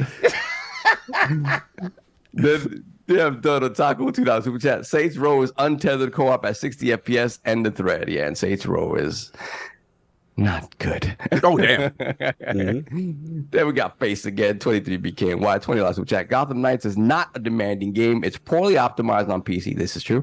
And console, and wouldn't be surprised if they release a 60 FPS performance mode months later. Like Attic was saying, it's probably coming in hot anyway, right? And so, yeah. We have Rick Gaffney, £2 super chat. First time catching you live. Love the pod, fellas. Thank you, brother. Salute, appreciate that. Much love. Then we got Hector the Macho Man, $5 super chat. All hail the Lords. Just because the king isn't here doesn't mean you don't wipe your feet. I appreciate y'all. You jive turkeys. Thank you. Appreciate that. You know what I'm saying? Then we got Hargeet Chani, member 5 for 1 year. $5 super chat. Nintendo already has 2 SKUs with the Switch docked and undocked. That is true. That's real. That's another. I forgot about that. Yo, that is bad real. They actually have more performance in the console version, I mean the ported in version, the dock in the version, dock yeah. version, then and they have to account for that. It just that's how game development works. Yes, it is, man. It's But we just can what it spread is. the falsehoods. Yeah, if but you like. you know, tell a business suit. Yeah. Oh, I'm not putting the game on the Switch because I can't get it to work. How many Switches are out And there? how many? 150 You million. see that store base? Oh yeah. Yes, you are. You gonna get Yes, in there? are. You gonna make that gonna make point? that You gonna happen. make Outer Worlds over there? You gonna make Witcher over there? And you gonna like it? Get in there. Business. Taku, $2 super chat. Save your $70 and buy Bayonetta 3 a 60 FPS game. Yes, it will be a 60 FPS. That I do agree with. Hold on a second. And did we jump? We got Dark Side Fantasy, $2 super chat. Addict, where the Rabbids review? We need that, man. Addict did not play Rabbids, I don't Where think. the rabbits at? Oh my God, these people and their demands. Oh, yeah, the Ironback did not receive a request for a code. Ironback is ready. Come on, if we get 350 likes, I will review rap. And you know what? We need these pillows because I feel, if you're gonna do all this gaming, you got to be comfortable with it. You got it. Let's go. You got to be Yeah. comfortable. You know what I'm saying? You got to really do this gaming.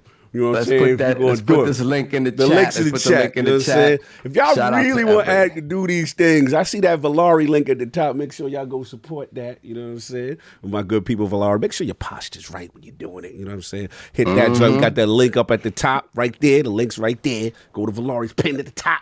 Get your gaming on. Get real comfortable with it. Your posture right. Continue. Pillow talk with the Lords. That's right.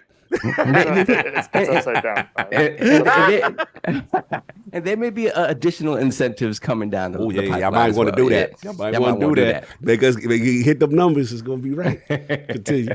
And we got the Taku $5 super chat. Also, Mario plus Rabbids 2 is the best turn-based game this year, even better than Triangle Strategy. Flame Lord, turn-based. Oh, you better hell not no. sleep. He's not about that. Don, don't come at me, man. I'm on the panel now, and I still have a wrench. You Oh don't. man, Stitch, your paddles late. No, but it's the pre-order page, Stitch. We pre-order. We got to get the pre-order. It's pre-order, Get yeah. that joint popping. Pillow talk. Let's go. Then we got Kid Smooth member for 29 salute. months. Shout out to you. 29 months. Time flies. Been playing Persona 5 Royale. I can't believe I'm 10 hours in. End of the Palace 1 and still want to play. Was not expecting to enjoy this much. Okay, kid. I'm Hey, surprised by this. apparently, Okay. shame on you for enjoying the game. Shame on you. Yeah, I get it. Some people are very vocal about not caring about something that's on your platform, but it's just like I know Listen, people man. that's huge into like achievements and stuff. So it's just like if it's not on their platform, why are people the same people that are clowning Smooth right now for posting all types of stuff on Persona are the same people that says that the Xbox people wouldn't play the game. Yeah. So it's just like Some of these arguments. You get clowned. You don't. Yeah. Play, You don't play, They're you gonna get say clowned. that your fan base didn't support the title. in The general. title, yeah. So what do y'all want? Yeah, But here's the thing, again. though. I think it's like we got to be real too. Like, there's just remember how we always talk about when games come to PC, and like a lot of console guys are mad, right?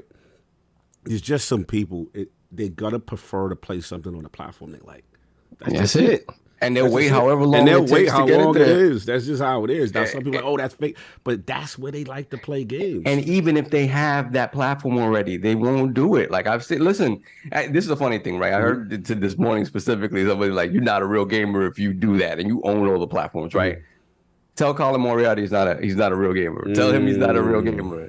And he'll have the platform right in his house. He's like, I'm playing it on PlayStation whenever it comes out. Yeah, when I spoke to Colin, me and him had a great discussion about it. And he was just like, look, I'm so embedded in the ecosystem with trophies. And so he was like, for him to come to Xbox, he was like, and we came up with this word. We call it like smart, like, like smart delivery. Right. We call it like smart entitlements or whatever, where it's like. Right. It like the achievements are across so the board. all your third-party games to just come over and into Xbox, and the trophies will turn into achievements, right? Some people just like the ecosystem. It's just not that serious, not that deep, bro. And the same thing with PC. My thing is, I'd rather more people play the game. Two, Yes. if they buy the game, then guess what? You get more support for a potential sequel and other things in the future. So I get it. I also do think that, some people do feed into it too much. Yeah. So they're not necessarily doing it because some people are contradicting earlier tweets and stuff. They're doing it because they know they're going to get a response. Oh, yeah. Man, that's just the reality of Twitter, right? Yeah. But I will say, the only thing I will say is this. Xbox people. Oh, yeah, true. Talk that talk. Xbox people. Talk that talk. You're getting them games. I'm the one that said there was a cold day in hell when it was going to happen, and it happened. Yeah, you got to support. You need to support. If you want to see more of these games, you need to support. If nobody's downloading this, if it's not out there being played in big numbers, the Xbox, the higher ups at Xbox going to look at this and be like, is it worth it for us? You have to absolutely, if you ask for something, support it when it's there. As smooth as enjoying Persona, a lot of you will enjoy Persona. Yeah. No doubt. What else we Let's got? see what we got. Chocolate Mango. Ow! Member for 9 months, Lord Bronze. Happy Sunday, Lords. 9 months in the realm. Question of the day. Can a baby have 4 fathers? Hey, yo, have a great show. Yo. Wow. Messy. What else we got? Then we got Stitch, $5 super chat. Cog, I need my pillow. Coding for 60 plus hours a week is rough. I need something to hug me when fixing bugs. Listen, no doubt. man, Yes, we got something for you. We got something for you. Exclusive joints coming. You know what I mean? Remember, it's the pre-order joint, top of the year. Y'all will get them. We just got to get that over 100, y'all. I'm telling you, hit that link at the top of the description, man. Go get that. You get that 15% Get off. that 15% off before you get the 100, and you got to spend more bread. Don't do it. I'm going to put the link in again just in case y'all forgot. Yeah, put it in the chat for sure. And we have Donald Taco, $5 super chat. Bought Persona 5 Royal on Xbox and Switch and already have Persona 5 and Royal on PS4. All steelbook secured, no doubt. You're a real gamer, sir. Thank you. I appreciate that, Donald Taco. But that's love right there. Like you got to have it everywhere. And I will point out this. We're still in the early. If I see some of here's the scenario. I'm just gonna say it. Let's go. Here's the scenario. All right. Where we going? Okay, just go ahead because Cog already said it to mine as well. Yeah. let's So go. they're going to NYC. What's it called? Play NYC. So play NYC on November 5th. They want me to go, but I ain't going for free. I ain't gonna be real with you guys. Look, I gotta travel. I gotta drive 2 hours. I gotta get on a plane. Yeah. They over there. They already over there. Okay. So if you guys want an in-person podcast, making my white self get on a bus, get in a car, Jesus. drive 2 hours, fly for an additional 2 to 3, wait for Cog to pick me up from the airport. I don't know how long that take. He busy dude. It could take hours. Then I'm gonna need 10 pillows sold by the end of the month. I'm gonna need 10 pillows sold, and me, Cognito, King, and Solve will have an in-person podcast. That'll be fine. We ain't never done that. That'll really. be fine. Yeah, we're doing So in-person. we joint. Not will just have us, an not just us, no. in-person podcast Yeah. with just us 4, and that's up to you guys. If you guys want that, Get that go Valari. buy. Stop I playing. need 10 pillows sold between right now, the 23rd, and the 30th. If it doesn't happen, I'm gonna stay home and play Persona. Listen, I heard the man. Make it happen. Y'all know what to do. Make it happen. know Yeah, what to he's been fighting us on this. He's like, "Why I gotta go for this one day?" I'm like, Shout out to K. Ashanti, already got that fellow. Shout out to DJ Orals in the building. I see y'all. You know what I mean? All right, no doubt. Use the link. Get the Appreciate 15%. y'all. Make sure y'all use the link to get the 15%. Some of y'all are buying it, and we respect it, but you're not using the link. The link. Yes. No So doubt. especially you want me and King in the same room. Yes, that's gonna be crazy. That's gonna be something. What else we got? And we got Big Mad Mo, member for 28 months. Lord Brown, shout out to you, sir. Shout out to the Lords in the realm. Also, Persona 5 is fire. No doubt. Salute. Good to see people playing and support. That's what's up. And Dodo Taco $2 super chat. Who are you guys Persona 5's waifus? Lord. I hear different people standing for different characters. Yes. I got a girlfriend that watches these. I'm keeping my mouth shut. I'm not too far gone. Sorry. I'll tell you later, buddy. No doubt. Then we got Chill Walker, member for 17 months. Even though Persona 5 is on Game Pass, I still bought the game because I know I will play it. And then back to my second run of Soul Hackers. Yes, sir. Peacock Fusion. He said, "Rip, I missed the 15%. Get that second one. You know what I'm saying? For your, your special someone. You know what I mean?" No. Stocking stuffers, like a king of Stocking stuffer. We got JD Gamer, $20 super chat. Shout out to the Lords. Give me a little man on the screen and understand its power. I got you, little man outside. You know what I'm saying? They came for the kid. They try to get him up out of here. They try to get him up out of here. He doing his thing. He the most successful though. He doing his thing. Most successful. It's a dopeable shot to the gut of PlayStation, and that's why they're over there yapping, pretending like Japan and others aren't running with the box. Pause. Yeah, they are though. Yeah, running with the box. We got to be careful with the language. But we respect that, JD. We respect where you try to go with it. Anyway, we caught up. We caught up. All right, no doubt. Let's get into it, y'all. So, next topic, y'all. Bayonetta controversy returns. Got some additional information. Addict, this is your topic. Want to get into it, man? Set me up. Something's going on right now. All right, no doubt. So shout out. We pretty much know the history from last time, which is the actress came out, and I believe her name was it Helena Taylor? Excuse me. Yeah, Helena Taylor. Yeah, Helena Taylor came out, and she has the viral videos. It went up to 9.5 million views on Twitter. Really struck a nerve amongst gamers and voice actors and actresses that are underpaid, underappreciated. And it sparked a lot of debate. So since then, shout out to Jason Schreier, you know what I'm saying, from Bloomberg, and there's some digging. So it said in the case of Bayonetta 3, the developer appeared to be determined to rehire Taylor, according to two people familiar with the negotiations, as well as documentation reviewed by Bloomberg. Here's where the accounts differ from Taylor's. Platinum Games sought to hire Taylor for at least 5 sessions, each paying $3,000 to $4,000 for 4 hours in the studio, said the people who asked not to be identified because they aren't authorized to discuss private contract negotiations. That would make the total for the game at least $15,000. In response, they said Taylor asked for a 6-figure sum as well as residuals on the game. Platinum declined, and following lengthy negotiations, took auditions for a new actor. Platinum later offered Taylor a cameo in the game for the fee of 1 session, which she turned down, the people said. In an email, Taylor, I guess, refuted, described this account as an absolute lie, and said Platinum was trying to save their and the game. She said she stood by everything she said in the video. I would like to put this whole bloody franchise behind me, quite frankly. Get on with my life in the theater, she wrote. Representatives for Platinum Games and Nintendo didn't respond to requests for comment. Hideki Kamiya, the executive director of Bayonetta 3, called Taylor's allegations sad and deplorable in a Twitter post.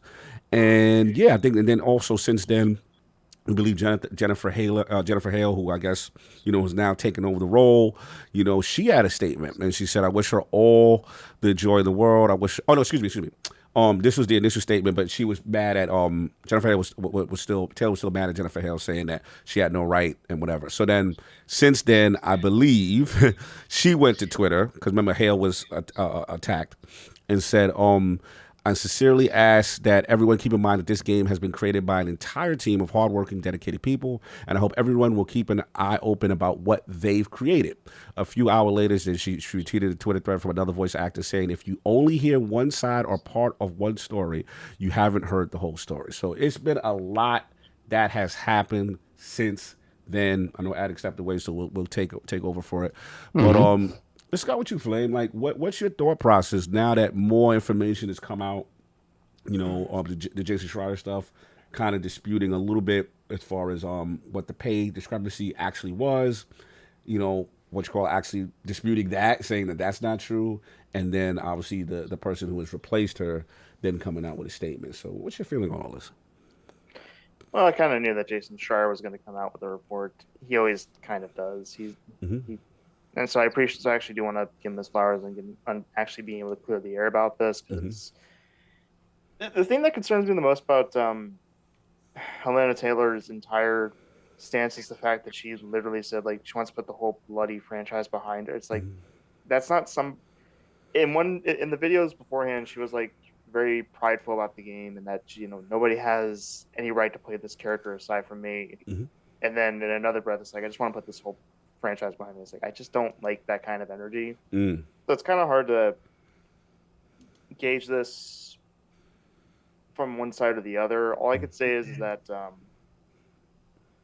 whenever it comes down to this, people are still going to make their decisions whether or not to boycott. You know, people are still going to side with Helena or Platinum Games at the end of the day. Mm-hmm. And all I can really say is that if you don't want to support Bayonetta 3 because you feel like Helena has been wronged by this, Mm-hmm. then just consider the fact that Hale will be hurt by this, because if it doesn't reach a certain milestone, if it doesn't reach like sales milestones, won't go about it. But Mm-hmm.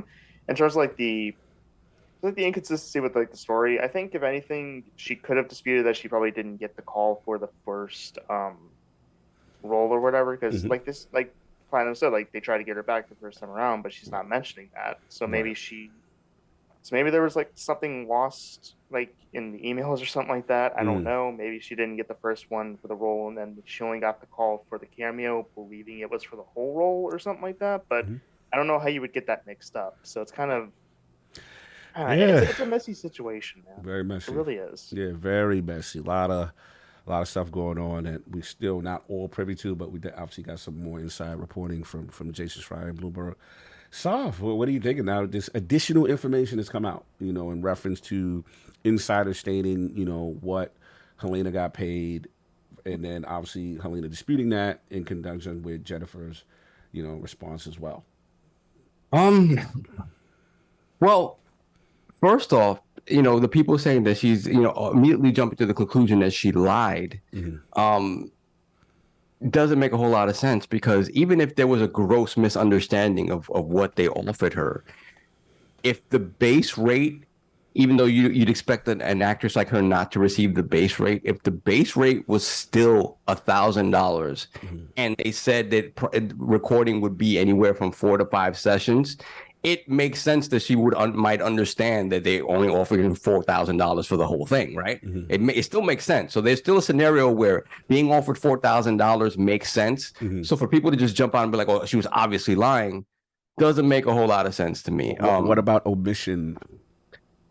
Omitting it, that's the thing, right? The weird part is, if you're going to come out and say all these things, and you want them to be, you're asking people to boycott the game, be as clear and concise with what you're saying as possible. If you specifically come out and say, yeah, there's X amount of sessions I would be doing, and they offered me X amount of money per session, then there's no questioning her whatsoever. So omitting that absolutely does not look good on her part. So ultimately, either there was gross miscommunication across all parties here, or somebody's lying, right? And that's where, like, to Flame's point, it's hard to even really come down on this on one side or the other, because now it comes down to he said, she said, right? And that's all it is. It's conjecture. We don't have any real proof either way, because if Platinum really felt that their game would be in jeopardy by what's going on here, who's to say they're not above doctoring some documents and showing them who is to say, right? Who is to say? I'm going to be perfectly honest. I don't. You should not trust companies, period. Like, you just shouldn't. Like, they have their best interest at heart, whatever that may be. Assuming levels of integrity from big companies or companies in general, it's hard to do, because it's an entity, not an individual, right? It's not a person, it's an entity, and they're going to do what they need to do to protect the entity. Unless, the evidence out there is so absolutely, unapproachable that you just, you can't do anything but admit to it. So, yeah, this is a tough one, because, again, it just feels in my mind somebody's lying or they just, the language barriers or whatever the hell. She misunderstood. She understood something completely different to what they were trying to present to her. But again, that doesn't make a whole lot of sense either, because they've dealt with each other for years at this point. And, if there's some gross misunderstanding about what they're offering to pay you, you want to make sure that you go back to the table like, hey, is this what you're saying? Like, is this what? So it doesn't make sense that there was this gross misunderstanding. So sadly, it feels like somebody's lying, and we'll never really know the truth of this.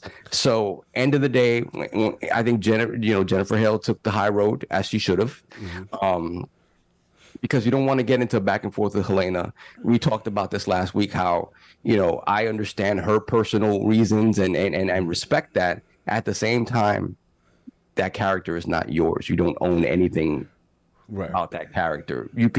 The character's voice and image, everything about it is iconic in that in that it's recognizable to anybody who's played those games or played video games. You know what Bayonetta sounds like. You've heard her in Smash Brothers and her own games. So there is an iconic nature to that character. You don't own the character, unfortunately. It's just not the case. I mean, if David Hayter can be replaced with Solid Snake, you're replaceable in that regard. So that sort of rant that she went on afterwards, I can't abide by that. I can't. Yeah, that'd be bad. I think that, look, these voice actors are very talented. A lot of them have very unique voices, but it's just like you said, you're good, but there's someone that sounds just like you. It's just like, everyone's replaceable in every form of fashion. There's always someone else who's willing to do what you're willing to do, even cheaper than you're willing to do it. So it's just like, sometimes you got to humble yourself. It's just like, she had every right to deny that money. But what she didn't have the right to do was encourage people not to only support Bayonetta 3. She told the actress that took over the Bayonetta mantle that you have no right signing posters as Bayonetta. Who is she to even say that she has the right? You didn't make the character. You voiced the character. You weren't in the room writing for the character. It's not like you created it, so you decided to voice it. That's the crazy part. All you did was voice it. Look, you brought it to life. No one's ever going to take that away from you. You brought that character to life. But we've seen it over and over again, especially in anime. They'll switch people, and you could tell the voice has changed. But after a couple months, nobody says anything ever again. I want to read y'all something, just because Cog's always got to be devil's advocate. I want to read something. I want to know what y'all think. So this is again from Schreier in the article. Game actors have long complained of being underpaid and underappreciated. Some have said they receive little information about their roles until they show up actually in the recording booth. The industry operates in such clandestine ways that actors sometimes won't even know what game they're recording lines for until it's released. The tensions last crested during contract negotiations in 2016 when the union representing many voice actors, the Screen Actors Guild, and American Federation of Television and Radio Artists orchestrated a strike that lasted nearly a year. One of the sticking points was residuals, which we know she asked for. Allegedly, she had asked for a part of her negotiation, meaning compensation for actors when sales of a game outperform expectations. Voice actors gave up that fight, the residuals, in exchange for receiving bonuses based on the number of sessions they work. So does any of that change your thought process where you might not know what you're going to get paid when you step into the booth? And also another factor. They said you don't know what your character is going to be until you step into the booth. Did they say pay? They said as far as the industry operations, I'm going to get into that too. So there's another article that talked about the union aspect, right? And shout out to Games Industry Biz. It says generally union membership for voice actors is encouraged for the same reasons it is everywhere else. Unions hold collective bargaining power, and unions contracts not only negotiate and renegotiate contract for rates, but also make sure performers receive health insurance, pension, and overtime. Minimum agreements ensure that no matter for how long a performer actually works, they receive a minimum flat rate. There is a chance for actors to be paid use fees or one-time fee a client pays for the continued use of a performance. Additional money an actor can make is based on the revenue of the game or piece of animations that are called residuals. Its members agree to not only work on projects that honor union contracts in order to not undercut each other and defeat the purpose of the unions. But what do you do if a lot of the projects you want to work on don't offer union contracts? And then it talks about, the popularity of an actor, and if this game is could be a big time game, but it's not union supported, right? So basically is the short-term game of a non-union project, like a role in a popular gaming franchise, preferable to the stability of what a union stands for. And that basically the dichotomy of like doing the union game, and versus the non-union game with the potential maybe to get more bread, and then the whole idea of coming in and not really knowing. I see people in the comment section taking context. I said, look, I never said that. I literally said, as justified, she shouldn't have took that $4,000. And it was rumored that, Jason Schreier said that she was offered $4,000 a session. Right. Yeah, so it's just like, look, like, this is a, what's what I'm looking for? A very weird situation. Because at the end of the day, we don't know everything 100%, and it's just like, it's sad that someone put in the chat, she poisoned her own well by not being transparent with everything that was going down. Because I still think that $4,000 a session is not much, like for what they do, and it's just like, but what do you possibly do from that? Do you refuse to do the work? Do you refuse to work into the industry until you get a unionization? Like, because then at that point, you're gonna have what happened last time, where some people break the picket fence and they get all the jobs. So it's just like, it's a fighting hell of a battle. Because I know for a fact that the hosting thing, where you see people host events, they get paid more than that. So and it's just like, if they could go out there for a couple days, get paid that kind of money, why can't there be more of a conversation on the voices that bring the video game characters that we love to like? That's all I wanted to say. And that was literally my boss. Because I just feel like we don't know everything here, right? But we I love what you said at it, because we got to be careful, because at the end of the day, like, you could play a game, and yes, the graphics, we get it, right? We get all these other aspects, but there are iconic characters because of these voice actors and actresses, for sure, right? And for them to be, the pay scale to be that disparaging, the disparity between, as if what they doing is not really popping towards games. And I remember the uproar when there wasn't no Michael Ironsides. And I'm gonna tell y'all right now, the day something happened, God forbid, with Steve Downs, and there's a Steve Downs situation, and you don't hear that iconic voice for Chief, you know what I'm saying? Or there's a situation with a lot of, I'm telling you, gamers really care about that stuff. And I just don't want to get, I don't know all the specifics of who's lying here. And I'm going to be respectful of Jason. We know his report is official. You know what I'm saying? But I just don't want to undervalue what voice actors and actresses do, and that they should try to fight for their bag. That's what I'm saying. Whether or not lying, I think I think it's a shame that all of them don't fight. Like, it's like some of them made it, and then they were like, look, like, that's your fight. And it's just like, and to me, if they all would come together, they would win in a day. Yeah, and I mentioned, it's just like, you're not going to realistically have that happen. And it's sad, man, because it's just like, I do feel like this particular incident was more on the actual actress. I don't know. The way I get the vibe, they didn't want to work with her.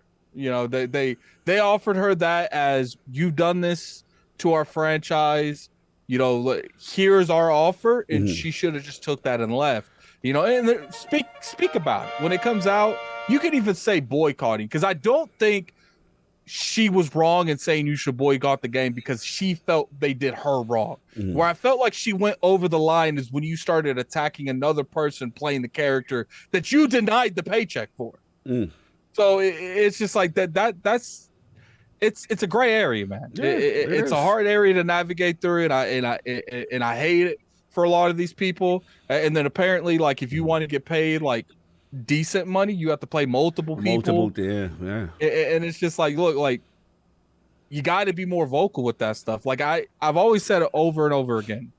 Social media will make multi-billion-dollar corporations cave long before stances like, I'm not going to take that. If she would have collectively went to like an IGN or something with like 10 of her friends that's been through something similar, and you start running with that story, that's going to get way more public than coming out. Because first off, you waited till Bayonetta was about to drop, so it looked like you was doing something intentionally to hurt Bayonetta. instead of coming out there, because you're gonna break the NDA regardless. Yeah, that so NDA, you might as well have done it months NDA is ago. broke. Yeah, that NDA is broke. That's for sure. And I hate to think, I do think that she's blacklisted. She will never work in this industry again. She not only did she leave out information, she came out openly and said for another actress that is just looking to I didn't like just that part. looking to work. I didn't like that she had no right to sign stuff. Yeah, I did and it's not just like that part. the part that just irritates me. That's the part that just I can't get down with her with. It's like, you didn't write the character, so you don't even really have the right to go out there and write saying you're Bayonetta. You voice Bayonetta, and they allow you to go out there and sign stuff. But if all sense of reality, the person who wrote Bayonetta should have been signing those posters. It's just you voiced them. So it's just like it's a hard thing. I do feel like there's some form of entitlement with this situation. I do feel like she is entitled to want more money. But at the same time, there's a line, and I do feel like she crossed it by saying the person who did take the money, that you had no right taking that money. You should have let Bayonetta die. Like, it's a tattoo. It's a tattoo. I mean, y'all got all the bars I wanted to get off. I just wanted to hit y'all with that joint. Yeah, I just, look, on one aspect, she put herself out there. There's going to be repercussions with that. On another aspect, I do feel that maybe this shines a light on what's going on with all this undisclosed aspects of pay and as far as voice acting and voice actresses. And, hopefully they could fight for a bigger bag. You know what I'm saying? Because these are the iconic characters that we love, straight up. Like, I think that's the conversation that needs to happen. And it's sad that it's marred by this. And like, the same thing that Addict said that I mentioned last week as well. It's just like, I don't want to see the press soapboxing for this stuff. I want to see the people that it's affected soapboxing for this stuff and come together to fight, And I know that's easier said than done, but honestly, you do especially the climate that gaming is in right now, trying to get away from all the bad actors at whatever Activision, whatever Ubisoft, all that stuff. Like you coming together as a collective to say, hey, we need to be better about this is not going to get the same reaction that it used to, where they just blacklist you and you fire you or whatever and nobody says anything. That's not going to happen anymore. The sad part about it is the industry, the gaming industry in general, is very sensitive to anything. If you come out, you can get fired just by speaking an opinion on Twitter. You can get fired for speaking on toxic environments that you work in. You can get fired on doing just about anything. And the fact that NDAs are thrown around so loosely in the industry, like the moment anything wrong goes wrong, make her sign an NDA. We're like, she gonna shut up. She ain't going outside this room and talking our business. She had an NDA. She was willing to. And it's just like, I feel like that might be more the issue that stuff don't get fixed, because when you have these other actors and actresses trying to make it in this industry, they can't come out there because they're too scared to lose their spot in the industry. And then you put that on people that's been doing it for years and that's their only source of income and that's the only thing they know. I don't blame them for not wanting to be vocalizing about stuff like that, because it's like, look, they might not like the scenario they're in, but they're looking at the future. I can't get to that future if I start throwing out stuff now and I get blacklisted before that even happens. And it's just like the stuff that you're seeing with Sony, where people are not even asking for God of War reviews because they know Sony's, because apparently there was an outlet that said that they didn't. Apparently, like, what happened was Sony gave them a Ratchet and Clank review and they said things they didn't like about it. And when they asked about it in the email, Sony PR said, we didn't like your tone. So they didn't. Yeah, Escapist. So they didn't even ask for a God of War review because they're like, look, I reviewed your game. I don't care how you like my tone or not. And we've seen Sony on multiple occasions, like, I wouldn't say censor, but they're being selective on who they give information out to, who they give review copies to. Then it's just like, when stuff like that happens, like influencers, a lot of people wonder why influencers roll the way they roll. The same reason the voice actors roll the way they roll, because all it takes is one bad tweet and you blacklisted from the whole industry. Yeah, it's real out here in these streets. That's all I got. Flavor, anybody else got anything else before we move on from the Bayonetta 3 updated controversy situation?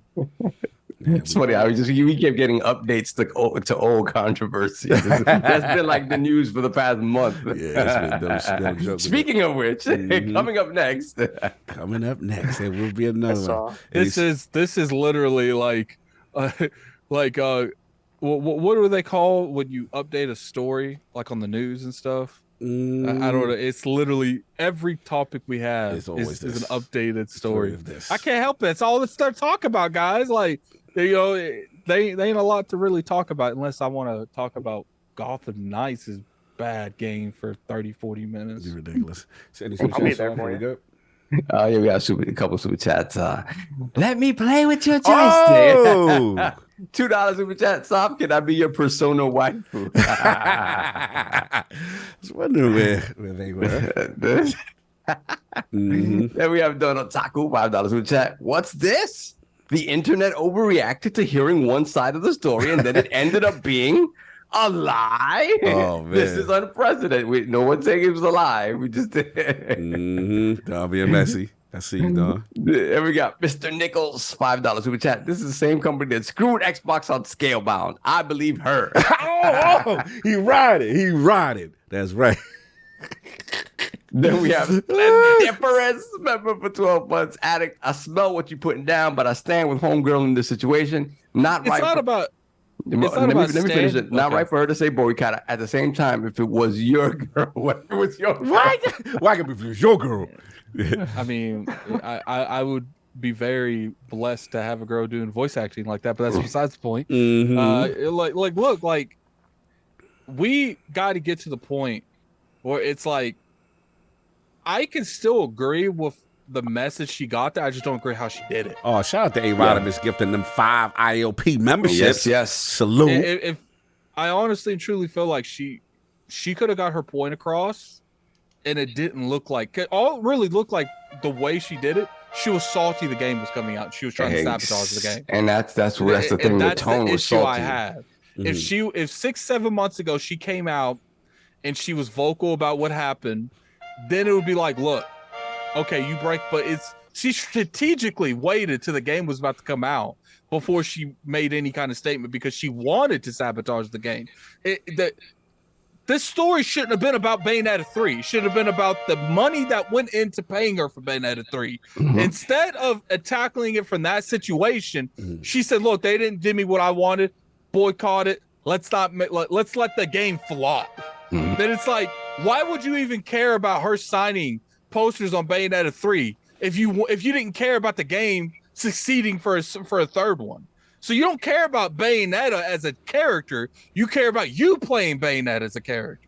I think it all comes down to whatever comes to the backlash she's getting now. I think it comes down to the fact that she talked way too much. I think that first video that she made, the one that started the whole thing, I think that was fine. It could have given her a good sympathetic angle, right, to a degree. But the moment that she started talking more and more, and some of the responses she gave, that's the whole reason why this is starting to flip on her head. And right, she had 3 videos, I believe, right? Yeah, if you get in trouble, it's just don't talk too much. Only say what you need to say, and only respond if you're asked something. Don't go too far.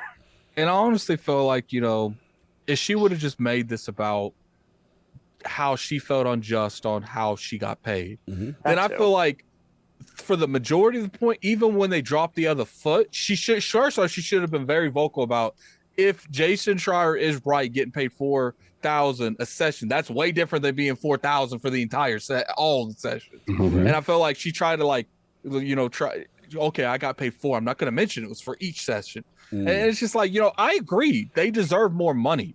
Apparently Jason Schreier said she asked for $100,000, plus or something like that.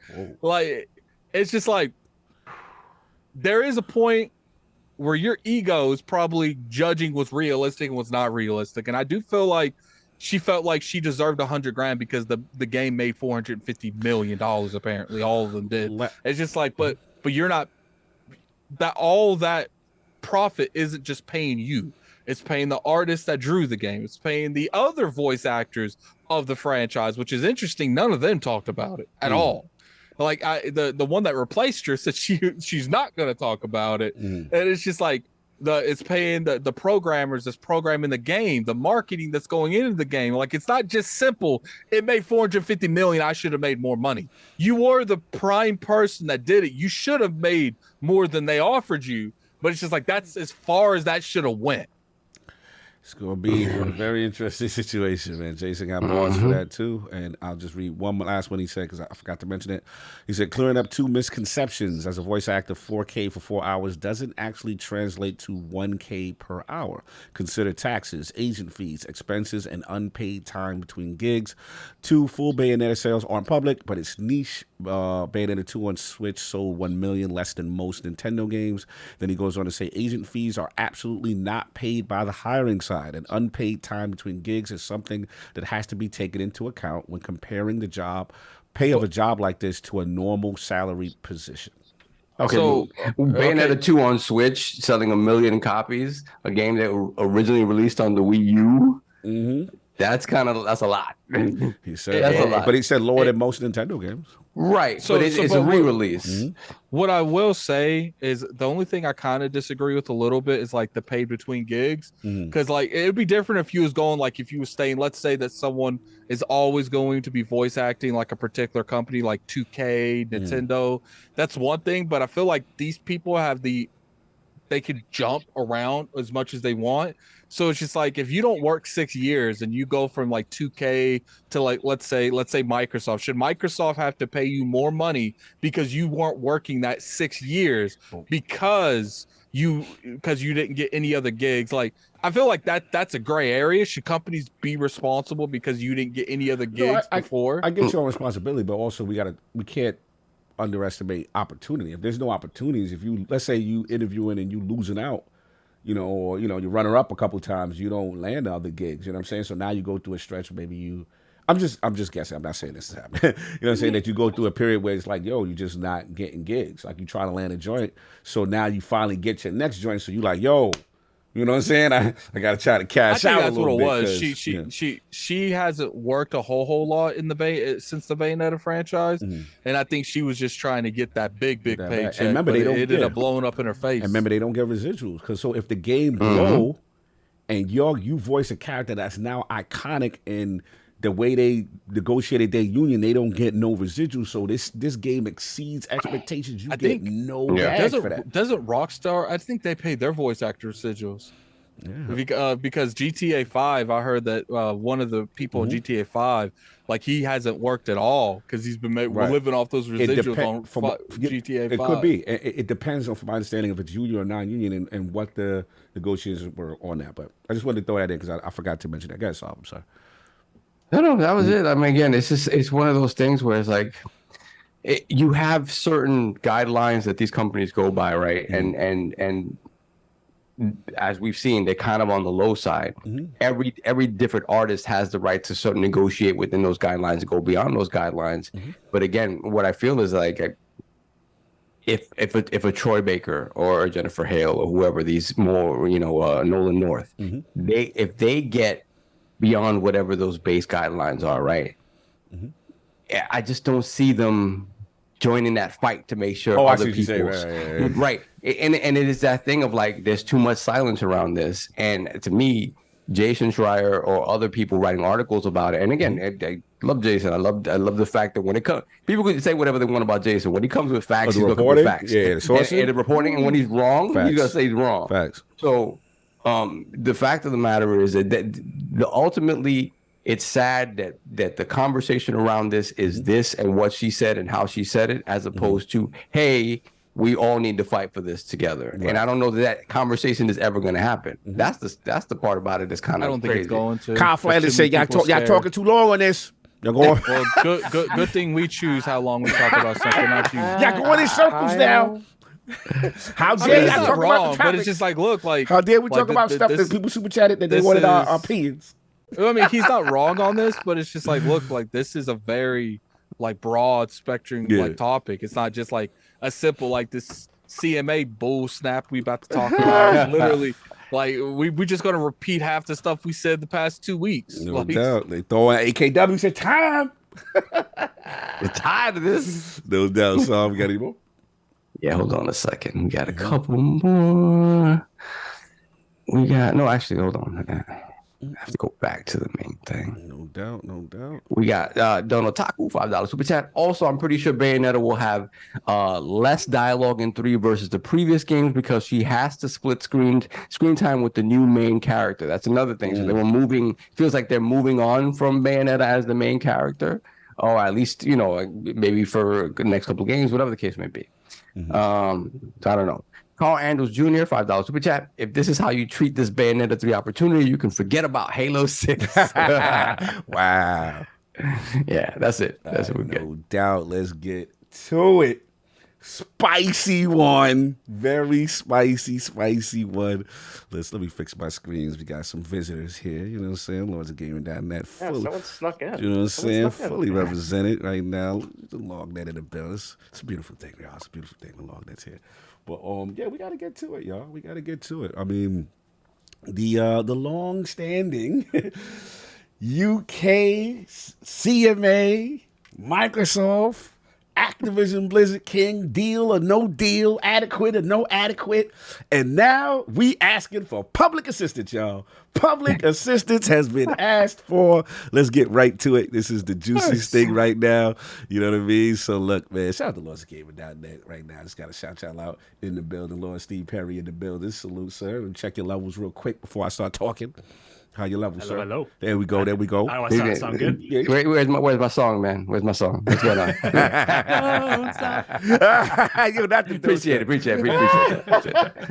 No doubt, LOGNET in the building, thoroughly represented. But we got to get to it. So, shout out to GamesIndustry.biz, man. The CMA calls on the public for its views on Microsoft's acquisition of Activision Blizzard. UK regulator said that open comments can be provided for its eventual provisional findings. And yeah, this comes a week after they released a statement which kind of detailed its concerns over the merger and dismissed Xbox arguments over aspects like Call of Duty exclusivity. At this point, UK regulator says, we invite anyone, including members of the public, to share their views with us. So yeah, this has been a hot one, and things have resonated, and our very own Lord Steve has jumped in. So I'm gonna start with you because you actually had an open letter on LordsofGaming.net in reference to this. So one, what are your thoughts on them opening it up to the public first? And then two, let's talk about what you wrote, which has literally broken our site and gone viral right now. So let's start with the first part. What do you think about the decision to open it up to the public?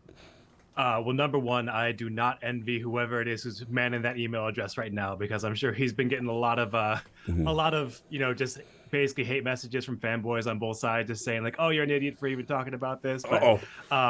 But I think that honestly, I think it was a really cool opportunity, even just to be somebody from across the ocean who will also be affected by their decision, being able to kind of chime in and just share my 2 cents or 20 cents because it was kind of a longer piece. So it was. I think it's cool that that's part of their process for folks like me to be able to just share our thoughts. No doubt. And then your piece, which is invoked a lot of positivity, I would say, overall. I felt like the feedback I've seen has been, I think even just from Windows Central retweeted you, said well written. A lot of people felt that you articulated your points very well. For those who haven't read it, and we encourage you, go to LordsGaming.net right now and get your behind over there and read that. But links just in the chat. You got to live my man Flame. Editors in the building, editorial in the whoa! Look at editorial shining. Go ahead. But yeah, go check that out, man. Excellent read. But just like to summarize, to paraphrase, right? What's your mindset coming in? Because one of the things that you mentioned was that your decision making on coming into this generation played a part as well. So enough of me talking for you. You're feeling kind of on that. Yeah. Well, appreciate it. And first of all, I got to shout out Hogue Law. I feel like over the last since this thing got started, I've just learned so much about the process from him and so much about what regulators actually look at. And so I think like I said, real and brief, because I don't want to take up the next hour or so. Just kind of giving the breakdown of the article in full.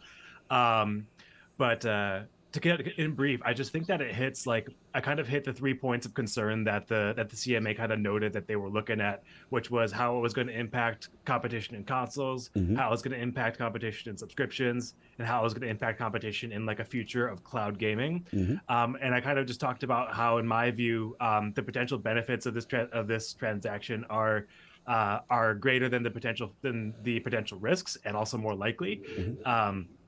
And when I talked about the consoles, I talked about how, with Sony and with its current kind of market dominance, is able to make some decisions that aren't to the benefit of consumers, but are to the benefit of them as a company, which is their job, right? Just to benefit themselves. And I talked about how, if this acquisition were to lead to closer competition between the consoles, then, then Xbox would not just become a strong competitor, but a threatening competitor, and Sony would have to start to compete for its consumers' dollars a little bit harder, which is going to benefit both Sony's consumers and Xbox's. I also just talked about, without going into too much of how much I am a fan of the service. I talked briefly about how I think that Game Pass is going to be, that Game Pass being a stronger, even taking a stronger market position in subscriptions doesn't mean that Xbox is taking a stronger market position in the market as a whole. Gotcha. So even if it becomes a dominant subscription, it doesn't mean that Sony's not going to be able to compete in other ways. And then the last thought, which I thought was kind of addressing their weakest point of concern for them, was about the future of cloud gaming. Because I think that that is such a new technology, and consumers haven't really adopted it en masse to any extent yet. And so one of the things that I learned from Hogue is that, typically speaking, a regulator is really reticent to kind of snuff out a potentially growing industry or potentially growing consumer option. And so I kind of pointed out how this cloud, maybe in some hypothetical future, cloud will be dominant and Microsoft will be dominant in cloud, but we're way too far away from that for you guys to be making decisions that might end up kind of slowing or preventing consumer adoption of a technology that might benefit the industry in the long run. So that's the article in brief there. All right, the bars. I see the bars. Anyway, let's get flamed, man. LordCognito, man. Obviously, you read Lord Steve's article, and I want to focus first on the public part. You know what I'm saying? I want to get your thoughts on that. What was your thoughts when you say, yo, CMA said, if you want to talk about this, we hear you. So what are your thoughts on that part? So did we even hear a peep from the CMA about the Bethesda deal? Not necessarily, but in fairness to the CMA, from my understanding, this going public is not unprecedented. They have done this before.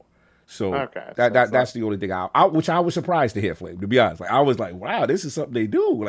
Okay, but continue. Yeah, I was just gonna say, man, why did you guys only speak up now? You guys could have spoke up last time, but hey, whatever. Hold on, they asked for the link to Lord Steve's article. Hold on, I got you. Scroll right up, guys, there, scroll bam. Up. It's up. I just put it in again, so they ask you. Continue. But anyways, back to what I was saying though. It's just it's weird because while I do like the idea that the authorities are, because they are the authority on the whole deal in their specific region, I actually appreciate the fact that they do want to listen to the people who would be affected by this, aka PlayStation fans mostly, and then Xbox fans who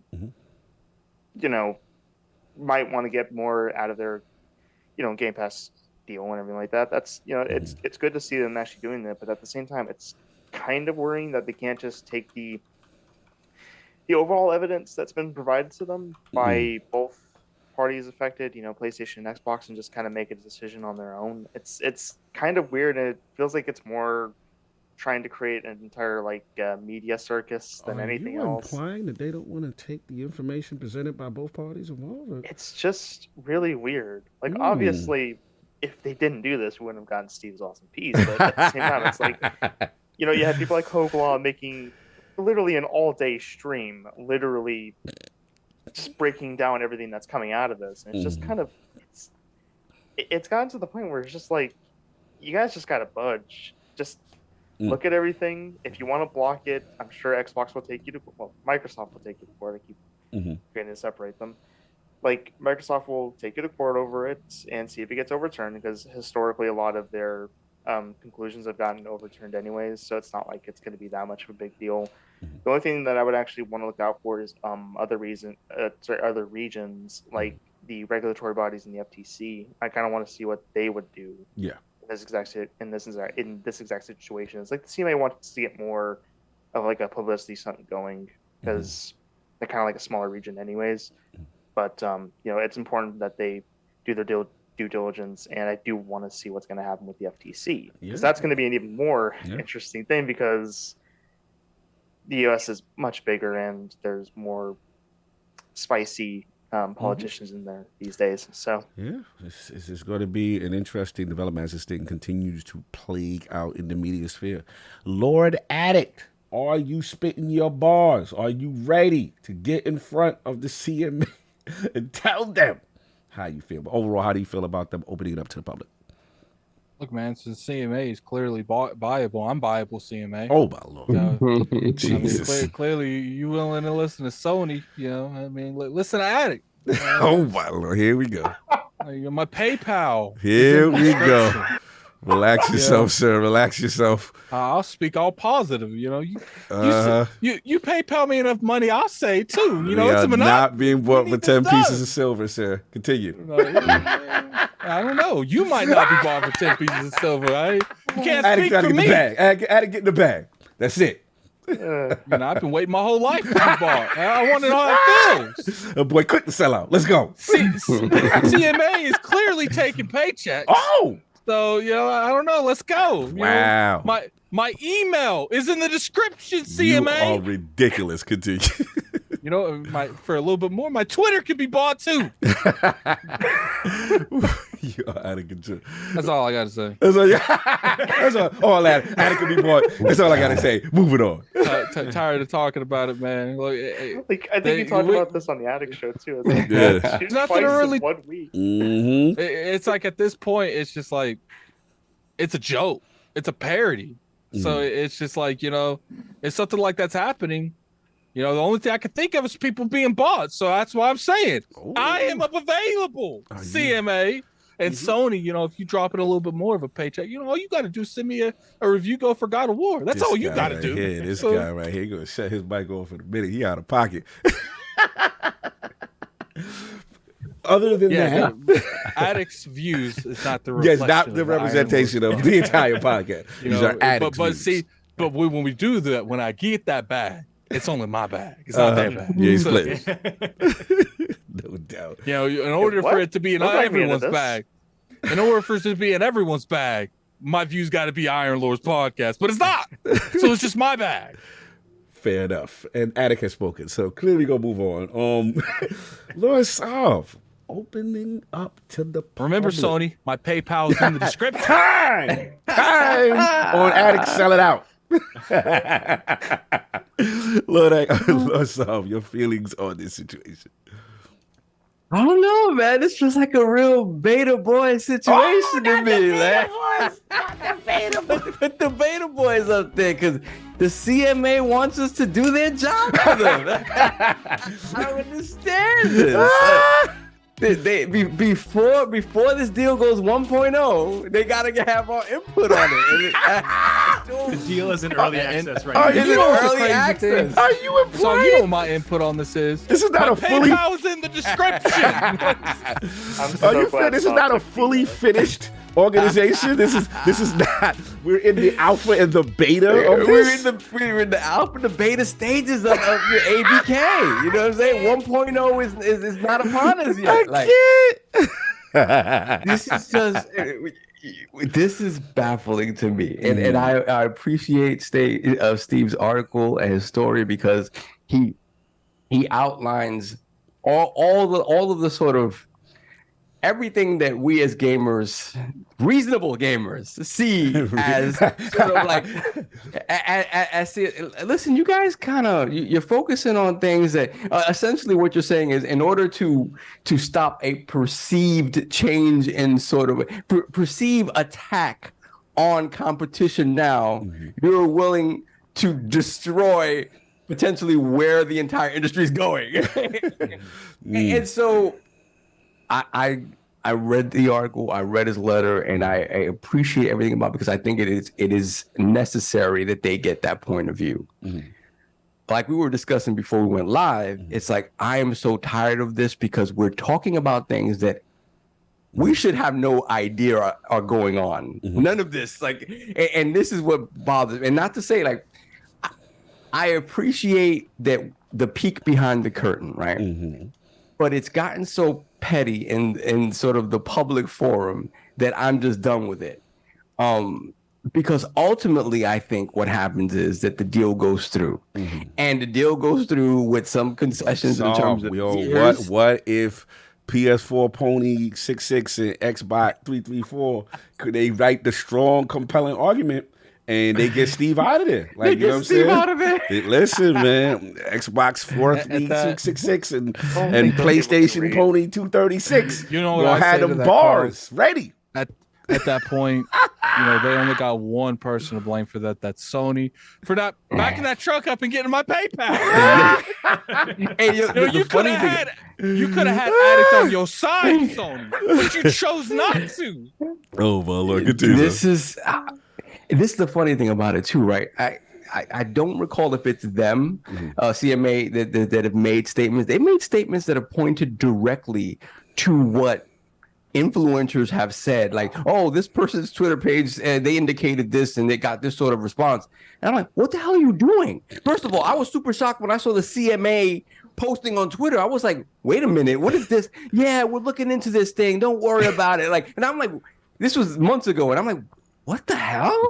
Why is this out there like that? Like this, none of this makes any sense. And I'm just, again, I did not mind the peek behind the curtain to see what's going on, because hopefully what it was supposed to do is show everyone that's commenting on this that don't trust companies. They all do what they have to do to get what they need to get done in their best interest for their shareholders. For at the end of the day, don't trust them. Right? You should not put your trust in them in that way. Be critical of the things you love, because chances are they're lying about something, and that's just the fact of it. So again, I'm really done with this conversation, and this to me was like the tipping point, the straw that broke the camel's back. We gotta go to the public, son. We gotta find out. Your job for you. I need to go to the dude in the street on Twitter and find out what he's saying about this. It's like Jim Ryan saying, "Yo, there's nobody over here that could do anything like Call of Duty. There's nobody on the CMA that could research this and get real answers behind the scenes." Listen, if you want to poll people behind the scenes, go ahead, do this. Don't be like, hey, write to this email address, and like, again, they've done it already. Ifyouhearme.com. Send that email. I'm just joking. They've done it already, and I hope the majority of, and this is hope against hope here, right? Because we're talking about Twitter, and we're talking about. My hope is that the majority of responses are measured and logical, much like Steve's. That's like Steve. Yes. That is asking a lot, though. That's all my balls with. That's why I thought this was the most hilarious thing ever. Because you're going to get the entire fanboy narrative infiltrating the fanboy cabal. Yeah, like it's literally going to be like, oh, word, we can sway this? Oh my God! Like, what if Jim told them that? It's like just leak it online, just say like, "I need your help." It's like, all right, trotting up. Hold on, 1 second. That joint is funny to me. Now, granted, you know, obviously we got the amazing Steve here. You know, articulated his points very well, very respectful, by the way, sir. Very, very respectful, not full of emotion and all type of. If you read, people read the article, you see intelligently written, very well written. But the sad part is, we know they're not going to be a lot of articles like this. They're going to be like, hey, yo, Xbox ain't got no games. The SSD is trash for PlayStation. And they're going to have the avatars with the pictures. You know the dudes with the pictures? They're going to put emojis in a proper letter. Like, dudes going to have their jersey on when they writing it. And I feel for the CMA. I feel for the person or the department that's fielding them emails that he got to deal with this because they about to learn. They going to learn today how this go. Whoever's bright idea this was is getting fired after They this. got no idea the hornet's nest that is gaming Twitter, man. Facts. It's just because gamers are out of pocket. I love it. You love it, Attic. You love it. I love the gaming Twitter. Gaming Twitter is out of pocket. I just thought this was the funniest thing ever, so I had to talk about it. You know what I'm saying? They gonna learn, guys. Huh? It's just funny how it escalates every week. You think they're done, right? And it's gonna get quiet, like and they're just gonna 30-minute drama every week. Bro. Yeah, it really is like a subsequent episodes of 24, right? It's just the next hour, the next hour. Yeah. Maybe they subbed the LP. Who knows? Yeah. No, look, man. I Again, want to hear us talk. salute. The next episode of ILP. Salute Come them. back next week and find out how the Bayonetta drama concluded. Oh, facts. And who Oh, knows? Dragon Maybe Ball CMA will finally get that last season. I ain't that gonna they front. asked Yes, I am for. tired of these two topics. Yeah, I am so sick tired of these them. two Trust me, topics. I am sick of them. But it's the gift that keeps giving. It continues on. And then tune in next week. You know what I'm saying? Or CMA House of Dragons and see who's gonna play who. That's what it is. I will tell the realm right now, Mm-hmm. if there's a development in CMA or Bayonetta next week, I won't be available. No doubt. Let me get Lord Flame and Lord Steve. I do gotta- Yeah. I do gotta say one thing. Yes, please. I am honored because for the first time in my life, Talk to him. I had the PlayStation mob on Twitter come after me for my work, and that just seems like You made it, baby. You made it. Exactly. Yeah. You've elevated. Yo, you That's- you got that hate, that good hate. When they make the video you know- about you, they clip and they put the video, and then it's all the Iron Lord crying, and like when you get down, you lit, bro. You made it, bro. You know about the, to cash out. Don't even worry I'll get about there one day. I'll get there one day. You know the meme where it shows like the pirates thing, and Yeah. he's about to get hung, and the other dude gets up and he's like, "Oh, your first time?" yeah, fact. Steve, that's what I said. Remember, I hit you. I was like, welcome to breaking the internet. Nah, salute to you, brother. Well written, well I make elocuted. them mad like once a week. So Yeah. you- Oh, yeah. They So be rookie mad. numbers, Oh, yeah. man. They So don't like rookie numbers. addicts I'm just support. getting my feet wet. Just getting your feet wet. They got Flame. Man, Flame got it. Yeah. Oh! I had to move, man. Yeah, they got you. Anyways. Which article was it, too? I forgot. It was another joint. It was here's the thing. Oh, the It's- PlayStation is, Yeah. the morally, the whatever. But it's like with Mhm. Steve's situation, it's so weird because it's just a professionally written letter. Wow, what the heck? No, you go. It's a professionally written letter to the CMA. Like it's literally just his perspective on everything that's intelligently written. Like I told him even on Twitter, I was like, dude, I am jealous how good this piece is. It's amazing. Nah, facts. He It killed is. And he got You know people what coming would've at been- him for that. I love it. And it's like, okay. And then I just wrote a piece about how concerned I am. If they were Mhm. if they were gonna come at you anyway, man, you should have just had King Ghost ride it. King would have been blasting that joint. You already know how he do. He put a video. Because King like the ball for them. See, King, I don't got time for them. Like King he got time to really play with them and He enjoys that. enjoys getting them in their feelings. And it's funny. That's why I do miss him for this subject. Yo, no, he for would have sure. went off on this. You know what I'm saying? Yeah, So man. salute. Listen, I remember the time when I told everybody they were frauds for not playing Hades before it came to Game Pass. That was a little bit of smoke compared to anything that King does. And by the end of that week, I was done. Like, no, I don't want any more of this. I'm good. I don't want Oh, they any was more mad of at you this. with the what was it? The ant joint? When you said what was it? What was it, Addict? When we go on TikTok, we was lit. What was it? He said Oh, something. you Yeah, said they're gonna have to take them in waters they can't follow. Yeah, nuke with the gotta ant. kill an ant with don't you with say an that. atom bomb or Don't something you like say that that. to the PlayStation base.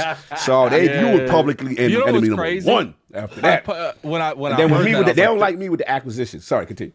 when I heard that, I was like, that's a TikTok video. So I put it up. And I've never seen a video get real TikTok traction. Yeah. But I put that up. So I'm sitting there playing a Fortnite game and it's got 10 likes. I'm like, okay, 10 likes. So I play a Fortnite game, come back 30. Yeah. Well, okay. Yeah. That seems realistic. So I play another game, come back 100. Yeah. And I'm like, okay, what's going on here?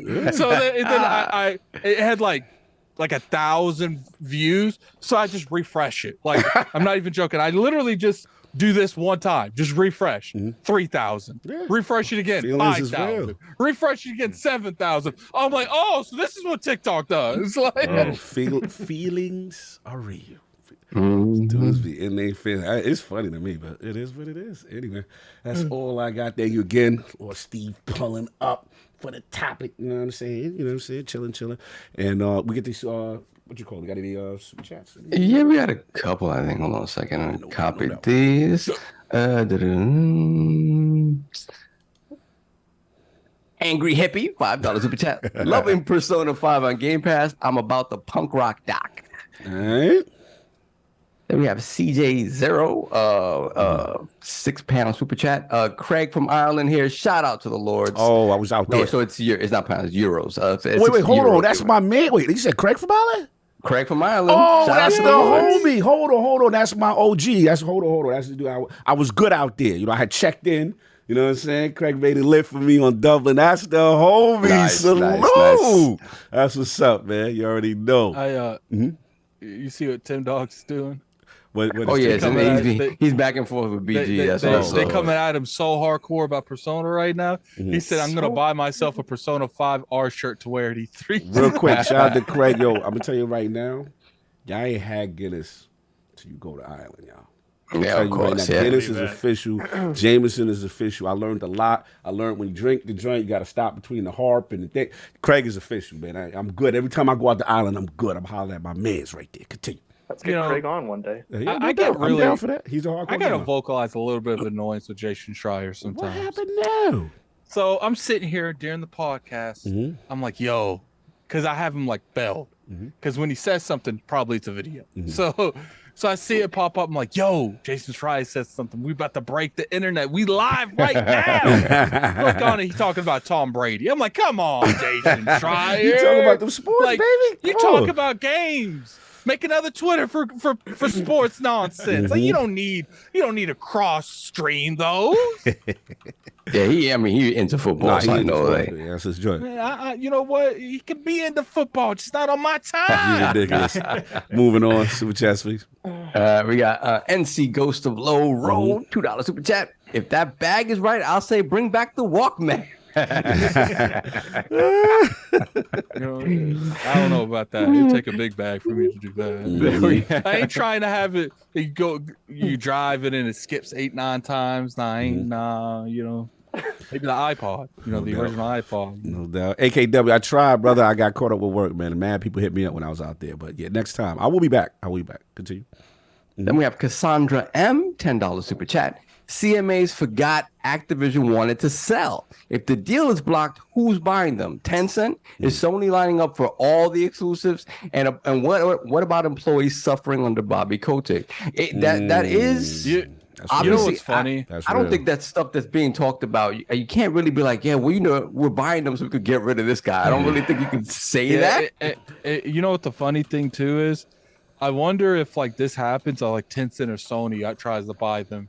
I wonder if the CMA, you know, because at that point, you know, Microsoft, man, you do what Sony did, pull that bag back, man. Like, you know, What else we got? That is it. We're caught up. I think once I just make sure I'm not lying to y'all.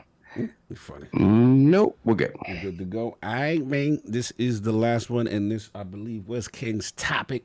We got to talk about it, man. He wants to talk about the Xbox Mobile Store. A lot going on in this. Microsoft, to Tom Warren from The Verge, he said Microsoft is building an Xbox mobile gaming store to take on Apple and Google.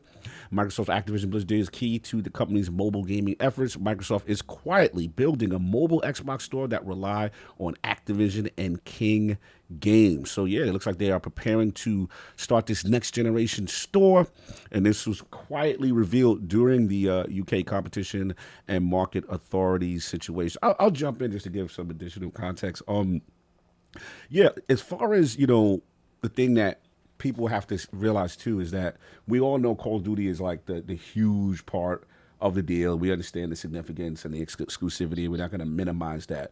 But I am glad King brought this up, because I think what is going under the radar is the King aspect of the deal, right? And them really trying to get into the space. And surprisingly, this doesn't seem what the CMA is concerned about as much. And this, when you look at what they have there, and shout out to Tom Warner, he said, the CMA has barely discussed the potential for Microsoft's entrance into mobile gaming as part of its investigation, and is instead largely focusing on console gaming, which Microsoft argues is an increasingly smaller part of the overall market. And then we see how like Steam Deck and Xbox the cloud have gotten closer. We've seen how Epic and Microsoft have played nice now with Fortnite. We've seen the exponential growth. Well, I forgot what the percentage was. It was like over 100 something percent of Fortnite players playing on cloud and stuff like that. It was like 1,800% or something like that. Thank you for the correction, bro. Like it's insane, and it's interesting to see again this development in the space. So wanted to bring King's topic into the realm. Start with Lord Steve first. What are your thoughts about Xbox Mobile Store and them really trying to put a stake in this aspect of gaming? My first thought is I cannot believe that Microsoft's not pushing more on this point with the CMA, because we all know that every regulator in the Western world hates Apple, and every regulator in the Western world hates Google, and they want to use the law to slow them down or to make them break things up. But the law isn't on their side in that. I cannot believe that Microsoft's not going in saying like, hey, we can do what you can't. We can challenge these app stores. We can challenge the iOS App Store. We can challenge the Google App Store. It'll take us some time, but if we got these assets with us, that's going to be our way in. So that's kind of my first thought. My other thought is I think that Microsoft moving more toward the cloud future, both with King kind of being like the native mobile games, but then having the potential to have straight up like everything that I can play on my Xbox or on my PC, being able to play it on my phone, just like I'm like with like low latency and all that sort of stuff. That's a future that I want to be a part of. Not that I get out of my house too much other than for work, but I think that's a future that I want to be a part of. So I'm looking forward to seeing how this kind of materializes, and I hope that they're able to make this happen in a real good way. Yeah, no doubt. Definitely a big part of the deal, not getting talked about a lot. Lord Flame, what is your feeling on Xbox entering the mobile store market? I really don't got much to say on it. Like, this is actually, like, whenever I looked at the title, it's like, I did not hear about this. I didn't do any proper research. So I guess as part of it, like, going with what Steve said, like, being able to, like, go up against, like, Apple and Google and all that kind of stuff, it's kind of like, that could actually be a really good talking point, but then it could also be like, I don't know, like they actually can, because what was it? Wasn't Google, or I think it was like either Apple or Google that was saying that Microsoft can't have like the game streaming app or something like that because because of the microtransactions, all that kind of stuff, and they want that piece of the pie, so they have to go through browsers for those phones. So it's like they could definitely take that angle with it, and I'm actually shocked that they haven't done that yet. But then again, the CMA is making this more about the console space, and I know Xbox does want to get exclusivity on this kind of stuff because they're dropping $70 billion freaking dollars. They got to get something out of this, so they could probably go with both points at one point. But at the same time, if they focus on the mobile angle, they'll go right back to the console angle anyway. It's just kind of like, I don't know. It's kind of weird. I'm not too versed on this. No, I feel your honesty on that, transparency on that. Yeah, it's very interesting, that it's multiple components of this deal, right? It's so much to it. It's Activision, Blizzard, the studios, the mobile, the King aspect, cloud. It's so much going on. It's just Call of Duty. Call of Duty. It's only Call of Duty. There's only one video game. It's all that matters. Just one stagnant freaking shooter. And just to see like the whole thing with the Xbox Mobile Game Store and stuff like that, it's really interesting to me. But Lord Addict, what is your feeling on this game store? You're the big time mobile gamer. Let's go. He's shaking his head. Cute. He's like, that's cute. It's what you do. He's just like sitting there ready It's to what punch. you do. You was getting what was it? You had what you call on your phone as Dust Falls, mobile gamer. That was an app to help you play the game. Nah, you was hardcore. You streamed the whole thing mad out. You a mobile gamer now. I told you about the first off, it wasn't available at launch, so we're gonna cut that off right now. You reviewed the game. I mean, I guess it's the same thing as like this or the last topic we talked about, the CMA thing, man. Like, look, like Xbox, I'm available. Like, I'm there, man. You know, you want it to be covered like crazy for the price of one me. Yeah, man. Look, I'm trying to cash out. Like, let's go. Nah, I mean, look, this is clearly where Microsoft's always wanted to go. Yeah. They want to be everywhere. It is what it is. You a TikTok, get y'all done. You know, there's actually games on Netflix. I didn't know that. Yeah. Now finish. You said this is where Microsoft wanted to go. I interrupt you. My bad. They want to be everywhere. They want to be on your phone, on your tablet, on your Xbox, on your PC. On the toaster. They want to be an extension on your Google where you could just bring something up. I have been working on a video that focuses a little bit on streaming. So it's just like, if you like it, don't like it. Like, here's the thing: Microsoft isn't demanding you do it. They're like, look, we're trying to give you options. Shut up. Like, I don't never find an issue with options. Like, if you want my games to on play no it on mobile. mobile, do that. If you want to play your games on, the Windows PC store, do that. If you want to play your games on Xbox, do that. Like, there's no downside. It's the death. Twitter said it's the death of game, and the Xbox, Microsoft. This they trying to fight this. They got to stand I think up. they're just trying to extend their reach to make more money. It's not necessarily. It'd be different. Now, I will have one. Okay. I have one negative notation with this. Let's As go, long let's as go. it's not this PC nonsense where Lord, there's here we go exclusive with the games on slander. PC but not on Xbox. yeah. No, it's just like, look, like you You can't don't want say Gears that you, Pop Part 2? and it's not that. It's I don't want a scenario where they're making exclusive games on some platforms but not others. I feel you want that parody. It's You want just that. like- Okay. If you're gonna sit there and be where everyone can play it, be about that life. Okay. Let me ask you this though. Don't It's a good sit- question. Good point. I like where you're going. What about because Call of Duty Mobile? I was like, it's moving out here, from my understanding, right? I don't play this, but I heard it's like crazy. So like, you even have a problem with that in the sense that it's a different SKU. It's not the one-to-one game of Call of Duty. Maybe part of me is like mobile might be a little bit different because that's going to be a different audience, but Okay. it's just like something like Gears Pop, like you was making fun of, that could have easily have been on Xbox, on PC. Like I think it was on PC. It was an app on PC, wasn't it? Right. That you could have played on PC. Okay. It's just like, look, like my thing with Microsoft is like you can't play favorites, and I feel like sometimes Xbox hasn't had an exclusive since like 2015 or 16 or some crazy stuff like that. Halo's been Halo's like one of the only exclusives on the Xbox now. Halo 5, and it's just like you can't have that energy that you want everything to be on PC, but you want PC games to be only on PC, not Xbox. Why PC can't So- shoot bullets? I've asked about move, but continue. No, okay, well, that's my fears. They'll start making stuff only for mobile. Oh, so you to want? get So an you scared of the enticing thing. the hot mobile game that don't come to it's just- Xbox? It's just like I just want it to be symmetry. Everything Right. works on everything. Okay, Like okay. don't start this. We're gonna give you this game, I feel that. and then kind of like they're doing with PC, because I feel like at that point you're making the console gamers feel like second-class citizens. Everyone gets something but that console people.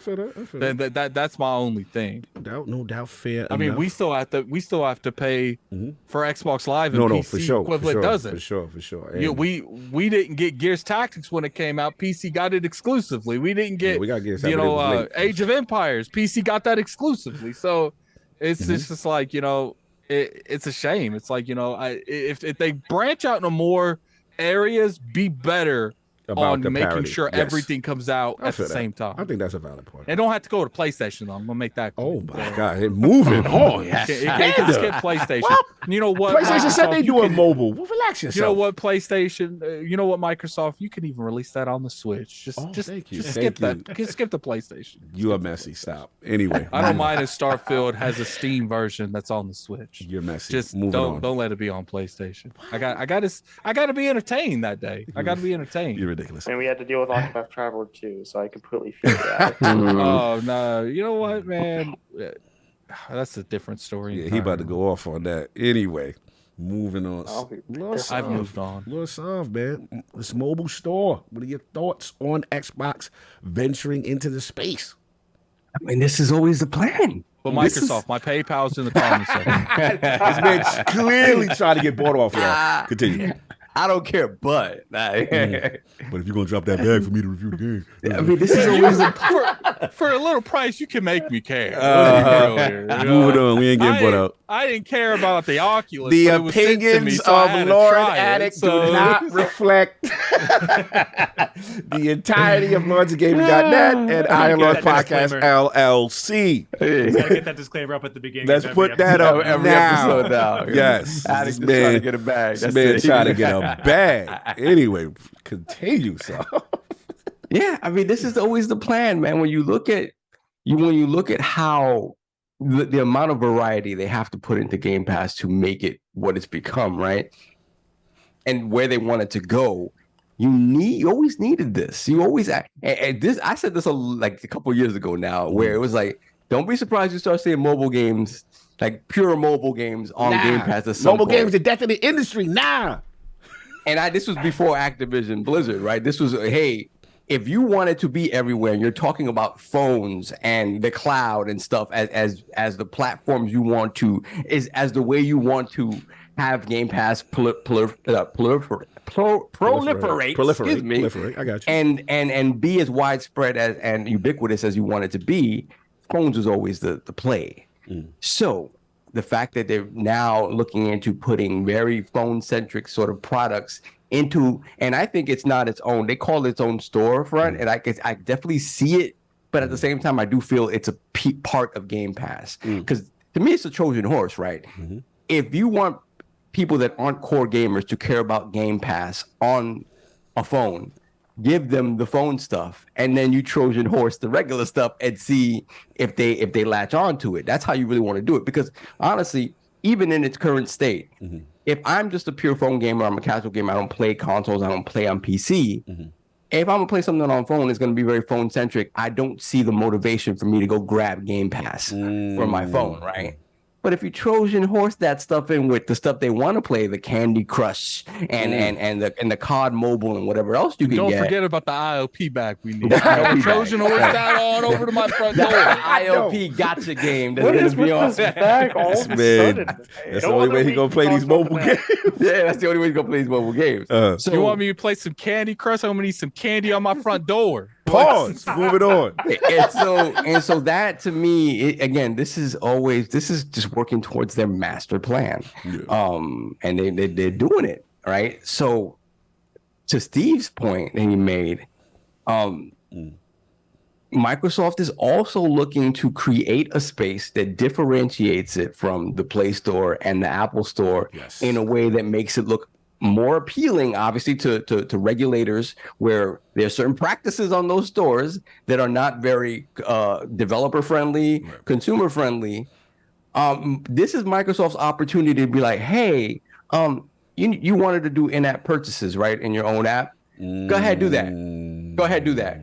Yeah, we got you. Don't worry about it. We'll eat that. This is kind of, not to cut you, but this is kind of the whole Epic what is it, the case, and this is what Tim Sweeney and Tim or Sweeney Apple, and all right? that. This is what they Right. try to say. They want to make it better for developers on that part. Please. So the thing is, this is an opportunity for them to break into that space in a very real way by offering, by literally just saying, okay, you do this negatively, we're going to do the opposite. You do this negative, we're going to do the opposite. And to Steve's point, it's so fun. And I mentioned something similar, I think last week or the week before, where I was like, the Call of Duty argument is the sort of the stupidest baseline argument, because Microsoft is going for something much bigger, and you're ignoring that completely. Technically, falling for the banana in the tailpipe. And the banana in the tailpipe. Yeah, it's like, when I'll show you with my hand, but my other hand is doing something. Facts.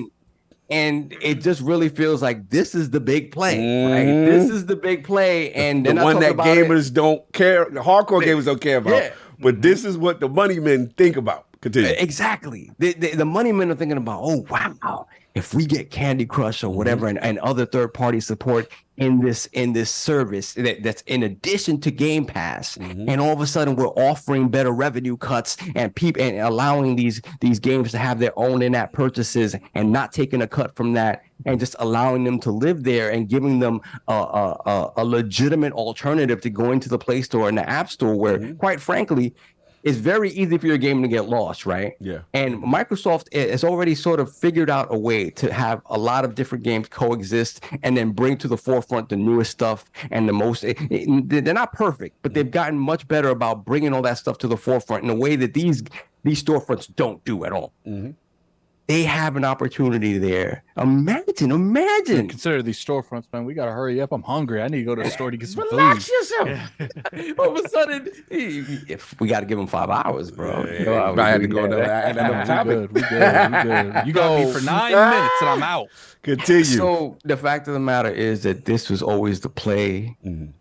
It's kind of crazy to see it happening and to them really. Hey, we said we're going to do this. We're doing it, and the potential for what it can mean if they do it right, and they really do look at the deficiencies of these other stores and really make it a super friendly place for devs to work with and monetize their games. It's gonna be very, very interesting. And again, you want to talk about a monopoly in something? You're looking at the wrong place.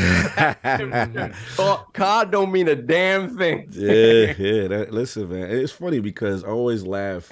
But can Sony really speak on monopolies in a market they're not really in that much? So No, but at least they've indicated that they want to go to that market, right? They've tried. You can really indicate Wipeout? anything. I'm trying to go into the. I'm trying to go.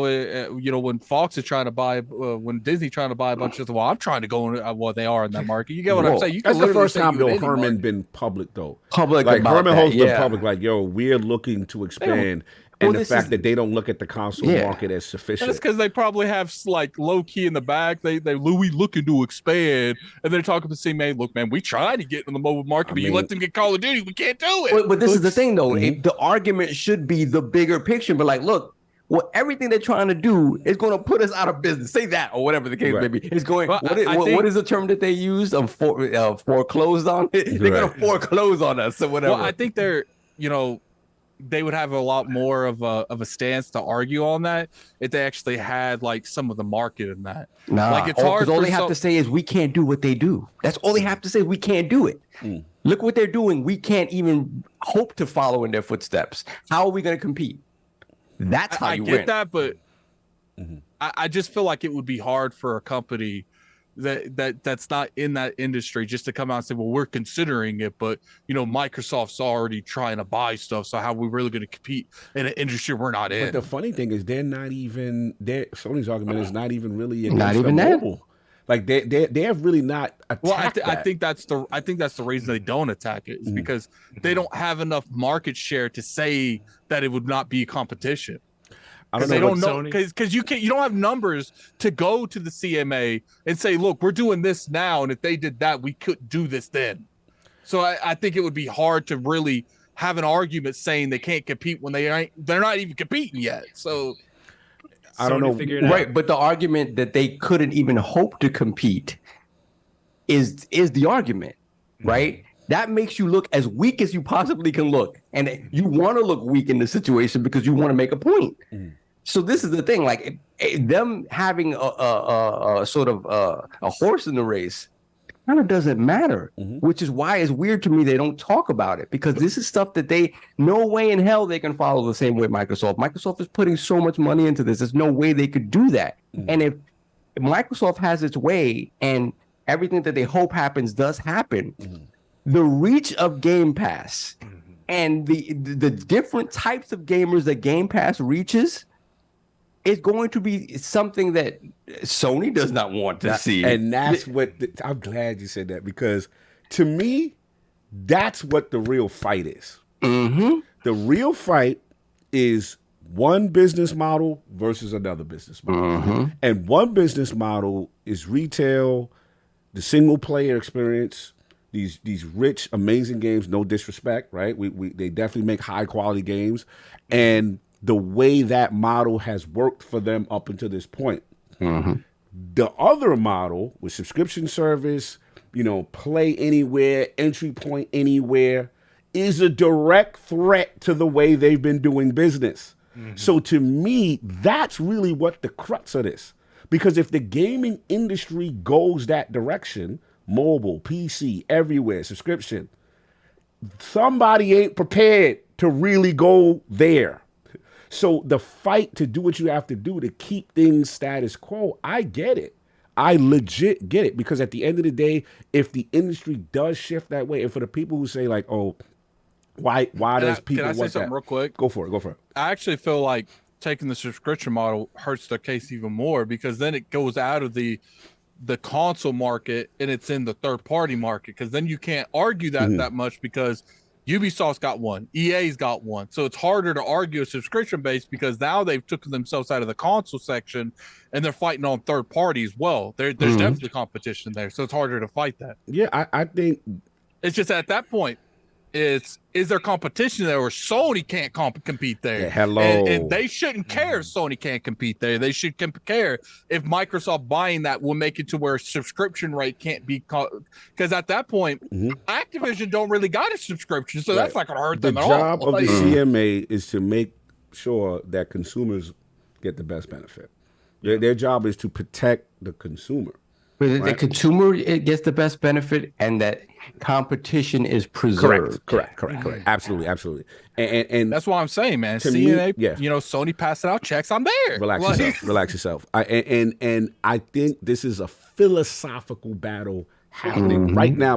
Here's the thing that people got to understand, and I know my OG hardcores don't like to hear this, but you got to look at the trends. Everything for the most part that is popping is now either going subscription service, free to play, and if they're not doing the 70, they saying free, but you're getting the microtransactions and you're getting this other stuff on the back end, right? The reality is, and let's be real, as much as we love these amazing single player games and things of that nature that I love, I'm #JustOne, I love those games, is that once you get that initial sale, what else can you get on the back end? Right? What else can you do to mine? That's why we see all these tricks with the loot boxes and all this other stuff, because companies are trying to figure out ways to get this money, right? And I just think that if the shift goes the way it is, because here's the deal, these kids, they're not buying the consoles, like they on their phones, they're doing these other things, right? And if the industry trends that way, right, eventually, you got to prepare yourself. You don't want to be a dinosaur completely incapable of being able to shift and adapt if it goes that way. Now, of course, there's always going to be a place for the single player game. Of course, there's always going to be a place for these other games. But this is where the industry is trending. You just seen Overwatch change their joint, you know what I mean? The free to play. And for people who are saying, look at the engagement numbers. People saying this is the definition. Look at the revenue that's being made. Fortnite literally changed the industry. A single title and forced crossplay. So we could sit here and fight, I don't want this. This is not. That's where it's going. Yeah. You could choose to get out of gaming if you like, because you don't like it. I get that. I think you can argue if it's good or bad for gaming. You can argue it's good or bad. Oh, yeah. It's happening. So you could be the old man throwing rocks at the cloud. I hate this. It reminds me of hip hop. It's like, I can sit here. Hold on one second. I can sit here again and say, Nas and Rakim and all the OG dudes is the best rappers and lyrical miracle. But if the industry is going Lil Baby, if the industry is going whoever the hot new rapper is, the kids are going to win. There is more of them than there are of you. That's where people got to let their emotionality out of gaming and look at trends. And that's what a lot of these businesses and corporations do. They look at, they got the engagement numbers. They seeing, if they on mobile, they seeing where they at. So the people that's talking on Twitter, y'all not the majority. Y'all are an echo chamber, fam. And you could be evaporated easily. So just pay attention to where things is going so you don't get caught out. Continue. The majority. I don't know what you're talking about. I feel that. I feel that. I think that's exactly the problem that Sony finds itself facing right now, is because they succeeded so much over the last decade plus in this old model that they were able to rest on their laurels for a bit. Right. And they rested on their laurels a bit too long. And as Xbox was kind of, floundering last generation, Phil Spencer had to convince Microsoft that there was a path forward. Right. And that path forward was preparing for a future that Sony is not quite ready for. Yeah. And so Sony right now, they're just trying to slow things down so that when this future comes, that they're getting ready for, and they're going to be ready for, and they're going to succeed in, because they're a fantastic company. That's why you can't. Yeah, I'm sorry. I was going to say, that's why you can't say Phil isn't one of the best leaders in gaming industry, because he literally went into a room and said, look, not only do I don't think you should sell this brand, here's why I think we should keep it, and I'm gonna need like 70 billion to do it. and that's the genius of Phil. And again, it's about adaptability, right? You have to be ready to shift if the industry goes in a direction. And if you're too late, bro, you could be evaporated. I've seen it. I'm sorry, so I'm just about to get it. No, I would have loved to have been in the room when Sean Layden and Jim Ryan first heard about Game Pass. I would have loved to have seen that reaction, because it is that, oh no, we're late. Yeah. Oh no, we have to pivot. I can tell you right now that they're concerned, because they restructured PlayStation Now for a reason. It wasn't because if they weren't concerned about the future, they would have just got rid of it. And again, they restructured it for a reason. And they the first place team, so to speak, right? So why is the first place team mimicking the subscription services of quote unquote the last one? Because they do see, yo, if the industry shifts this way, we got to, PS Now, this is not profitable. Let's combine this. Let's do this with PlayStation Plus. Let's make this service the most attractive. Let's go. They're making and that was my argument against King, because King doesn't believe there's going to be a next console, right? My thing is, PS6. I feel so too. My feeling is the reason why Sony to me is still going to be okay and overall for the most part is, unlike the PS3, they are showing adaptability, even though they may not be first like how Microsoft is and well prepared with the Azure and the backbone. They're like, wait a minute, no, we're gonna have some subscriptions ourselves. We're gonna do a service that's gonna be comparable. It may be begrudging, but they're doing it. And they're like, yo, Microsoft, you know what, we got these lenses or whatever, you got that Azure, we're gonna change our backbone. You don't partner with them and adapt if you are not ready, if you're not thinking that it could go that way. That's what I'm saying. So people are not listening to Twitter and emotionality. They're looking at business and common sense. Period. The only argument you could probably give to a good degree is Sony has the ability to hit that switch, but do they have the ability to keep up with the content? That is an argument. But, that's a real argument, right? It's like, it is that whole thing, like take them into deep water and drown them, because they could technically do what you're doing, just not to the extent that Microsoft is doing it, and they never will be able to. They just never will be able to. The thing is, too, so I mean, look at. That's why they're trying to stop this Activision deal happening, because it's to slow it down. I mean, it's going to make the guns bigger. Look, Bungie, the Bungie acquisition, 10 live service games. It's happening right before your eye. They understand that, yo, we got to have these joints on our pocket in case it goes there, and if we buy ourselves enough time, we'll be ready for this transition and stuff like that. But yeah, it's an interesting thing to watch as far as the trends. But that's all I got. Unless anybody else got anything else on this? We good. All right. So one second, real quick. I do feel like one of the reasons Sony's trying to stop this is it's money reasons too. But it's just like, look, like right now they coming up with the RPG. Microsoft got that RPG. So we let them get that Call of Duty, they're gonna have a ray gun. Like, And that like money- can we really fight? No, we could put up a wall to stop the RPG, but that ray gun, I don't know. Like, so let's stop them from getting the ray gun. Let's do what we can. and that money that they get on that back end from Call of Duty being on that platform. You know, And that's really all it is. That is a whole lot of money that's for a doing lot nothing. of money just to have it on your platform. I get it. Listen, that's what I said. Sony's going to do what's best for their shareholders and fight to the end. I get it. I respect it, and it's going to be up to the CMA to see how this thing plays out. But yeah, that's what I got. And What's up? just to add to like the reluctance on Sony's end to like adapt for, well, they are adapting slowly, but there's still some reluctance. I think there was like a article that came out that they did not want to do any like any kind of like day one service, or sorry, like any day one games in their service. And I don't think that article was even meaning towards their first party, because I can believe that. That's understandable. Like obviously they put a lot more money into their games. We can kind of see that. But I think it was like, I don't know who said it. I think it's like Shuhei in that article. Like he literally said something to the effect of like, we want to have PlayStation Plus as a service that can be used to discover, rediscover titles. Right. Yeah, it's Instead like of bring it just, life to older games. Yeah. yeah, and it's just like, you just released Stray though, so what was that? So it's kind of, and they did like Shadow Warrior and Stray, like obviously smaller titles, but it's like, there's still some reluctance there. I would really love to see them just do more stuff like Xbox does. Yeah, I and mean, we got, what is it, Persona 5, Gunfire Reborn, might even get freaking Sonic, who knows?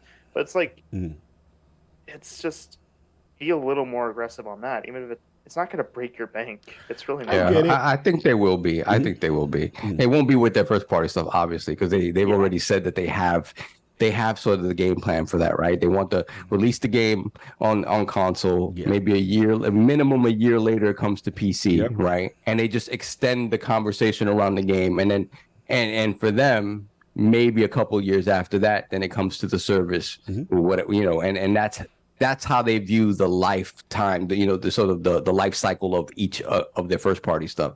Second party and the third party stuff, I think they will. I think they will start dropping more bags for certain things. I would not be surprised. The only one that really surprised me this past year was Sifu. I didn't really see how Sifu wasn't in PS Plus when Stray was. But again, Sifu did well on its own. And I've said it before. I feel at this day and age, like the day of live service exclusive kind of is counterproductive now. And I think that not only we'll see live service day and date, I wouldn't be surprised if you start to see it, multi-platform with PC as well. Day and date, not this just, it's going to be locked only in the PlayStation ecosystem. Yeah. And then the Bungie stuff you can expect to be a fight to put that on Xbox, right? And I think there's an argument, because we've seen throughout gaming history where studios start making really good money off games as a service, and they start abandoning the structure that they were built on. Yeah, especially when them checks come in. I'm sure a lot of PlayStation people are nervous because if a couple of these games as a service takes off, they might start focusing more on these games as a service and start pulling back a little bit on the single player stuff. I will say this too, and I don't want to like scare people up, but I do feel that if, like, say for example, factions, right? That's one of the ones that is waiting to come for them. I do feel like if a lot of these joints if the industry is going that way, right? And I know it's scary, people don't want to hear this talk, but if the industry is going that way, and let's just say, because I've heard things internally for games that I don't care about, that are live service or whatever, and you see how much money they make, and then they be like, yo, Cog, but because of that, this helped fund all these other projects that ain't really make that money. And that them single player games a child or whatever the child raving about, we wouldn't have had the bread. But based on said titles, you know what I mean? That's the thing you got to look at. And you got to look at the overall benefit for gaming. So if, let's say the game that you love, right? And you like, yo, that's that banger. That's that single player, that just one energy. That's fire. I want these games and that games only. But the residuals come back and you in the red. Or you just barely broke even, right? I'll give you an example. Go ahead. Talk it. Without the microtransactions that they, I think it's EA makes off of all their sports stuff, you never would have seen It Takes Two and win Game of the Year because that's literally what they funded that game. I talk to these devs. It's stuff that blew me away, and I was like, really? That game made that much money? That stuff that I don't like made that much? Yeah, man. And it's just like, yeah, like this kept the lights on, and then it allowed us to do that thing that you like. And I'm like, wow, okay, it's interesting. Yeah. That's If you take what Sean Layden said as he was leaving PlayStation, this is becoming unsustainable. Games are too big. Games cost way too much money. If you take that to heart, and you know that to be true, then all of this makes 100% sense. Them having 10 games that are service-based games makes all the sense in the world because all they need is one to hit. That's one. All they need is all one. They need is hit. one. That's what people gotta understand. Facts. Talk it. All they need is one to hit, and they're setting all the stuff that you love that you think might be going away. I understand Addict's point because it's true. I just don't. I think PlayStation, obviously, they hold their single player stuff in high regard, right? Factual. But I just don't think James Ryan wants to say that. It wants to say the fact that, hey, we need to figure out these other revenue streams in order to continue to put out games of that ilk and that quality that you expect from us. Otherwise, they're going to be shorter. They're going to have shorter dev cycles. They're not going to be as polished as what you've seen up until today because it costs way too much money. I'm not saying that they wouldn't make single player games.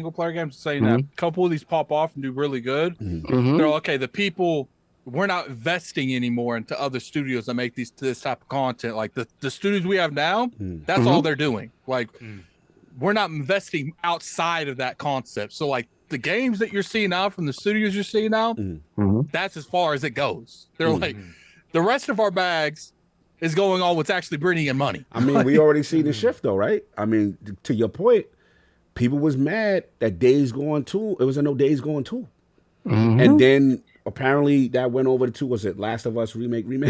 Right. And people were like, yo, why we need Last of Us remake, right? Oh, this is, Then the MPDs came out. That's another thing that we have to look at what they're doing with their strategy.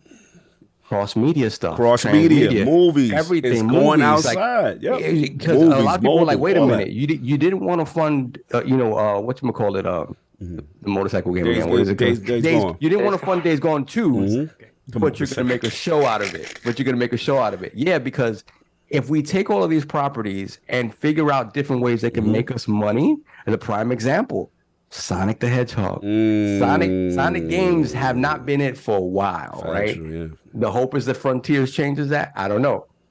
But at the end of the day, Sonic is as big as it is because the movies did well. And quite frankly, the cartoons, the comics, all that stuff, and the other merchandising has continued to do well despite the place where he was born, right? And think about the audience outside of gaming that is big, that's huge, who don't know who Sonic is, and like, yo, what's that? Oh, by the way, we got this game now for that character you just learned about. You could go play right now, and now you got a whole new audience that wasn't a console gaming, that wasn't any of this, now into the ecosystem, spending money and buying your product. And buying your product. Look at The Witcher. Look like Cyberpunk. Look at Cyberpunk. Talk about it. Yeah. So many. This is where the industry is going. Like that. Wake up. Yeah. Wake up. Y'all can fight. Y'all can, bro, this is the death. This way it's going. So either go get out the game or like King say, lay down and stay down. This is what it is. And the market, you can either get out of the game or you can ask for a bag like me, Joe. All right, Addict ready to eat. You ready to eat. You're ready to eat. Yeah, so that's it. End of the day, the market's going to always speak. Yes. And if the market doesn't want something, it'll tell you. And if it does, it'll tell you. Factual. No doubt. Well said. Well said. You want me to get the poll while you creep the super chats? Yeah, just a couple. I'll read the super chats real quick. We got Nova 30M3, $2 super chat member for 6 months. Building my patio, listening to the Lord. Salute. Shout out to you, sir. Get that patio. You already know Yes, Nova. sir. Nova's bad funny on Twitter. He be having Salute them. We got the Rubber Knob member for 1 year, $20 super chat. Morning, Lords. You may have already spoken about this. I have a theory. What if Sony's prevention of developers using features on the Xbox consoles that aren't on the PS5 is what is actually holding back Little Man? That's so funny. They going in with this, these theories. I've got no comment on that one. The tinfoil hat is on, bro. I like how you got people calling it Little Man all the I time. know. Little Man. By the way, we started that. Shout out to my man Yeah, King. dang, My man shit. started. So whenever y'all hear Little Man, y'all give it up the know where it came ILP from. King David. Y'all already know what it is. Trendsetter. No doubt. Then we got Slowbo Backslap member for 29 months. Thank you, Oh, sir. God, here we go. Warframe is greater than the Division, which is greater than First Descent, which is greater than Outriders, which is doubly greater than Anthem, which is triply greater than Destiny. He always gotta have Afternoon, this. Lord. Why is Destiny on your mind, sir? I kind Time. of agree with him. Sorry. Listen, you are the de facto Warframe article, man, so I got to be nice to you. Yeah, just a little bit. No doubt, no doubt. Salute to some of you, Messi. No doubt. Anyway, latest poll going up with the latest rumors regarding many developers frustrated with the Series S hardware requirements. How do you feel Xbox should address the issue? He said, Slow-Mo said that was for you, Flame. Y'all messy, man. Y'all be hating on Destiny. Damn. Love you, sir. Listen, man, you can't, you know what I'm saying? You can't come Tell from the Paris to unblock me. Oh, damn. Anyway, the choices are A, listen to the devs. Drop Series S support at some point in the generation to focus on Series X only titles.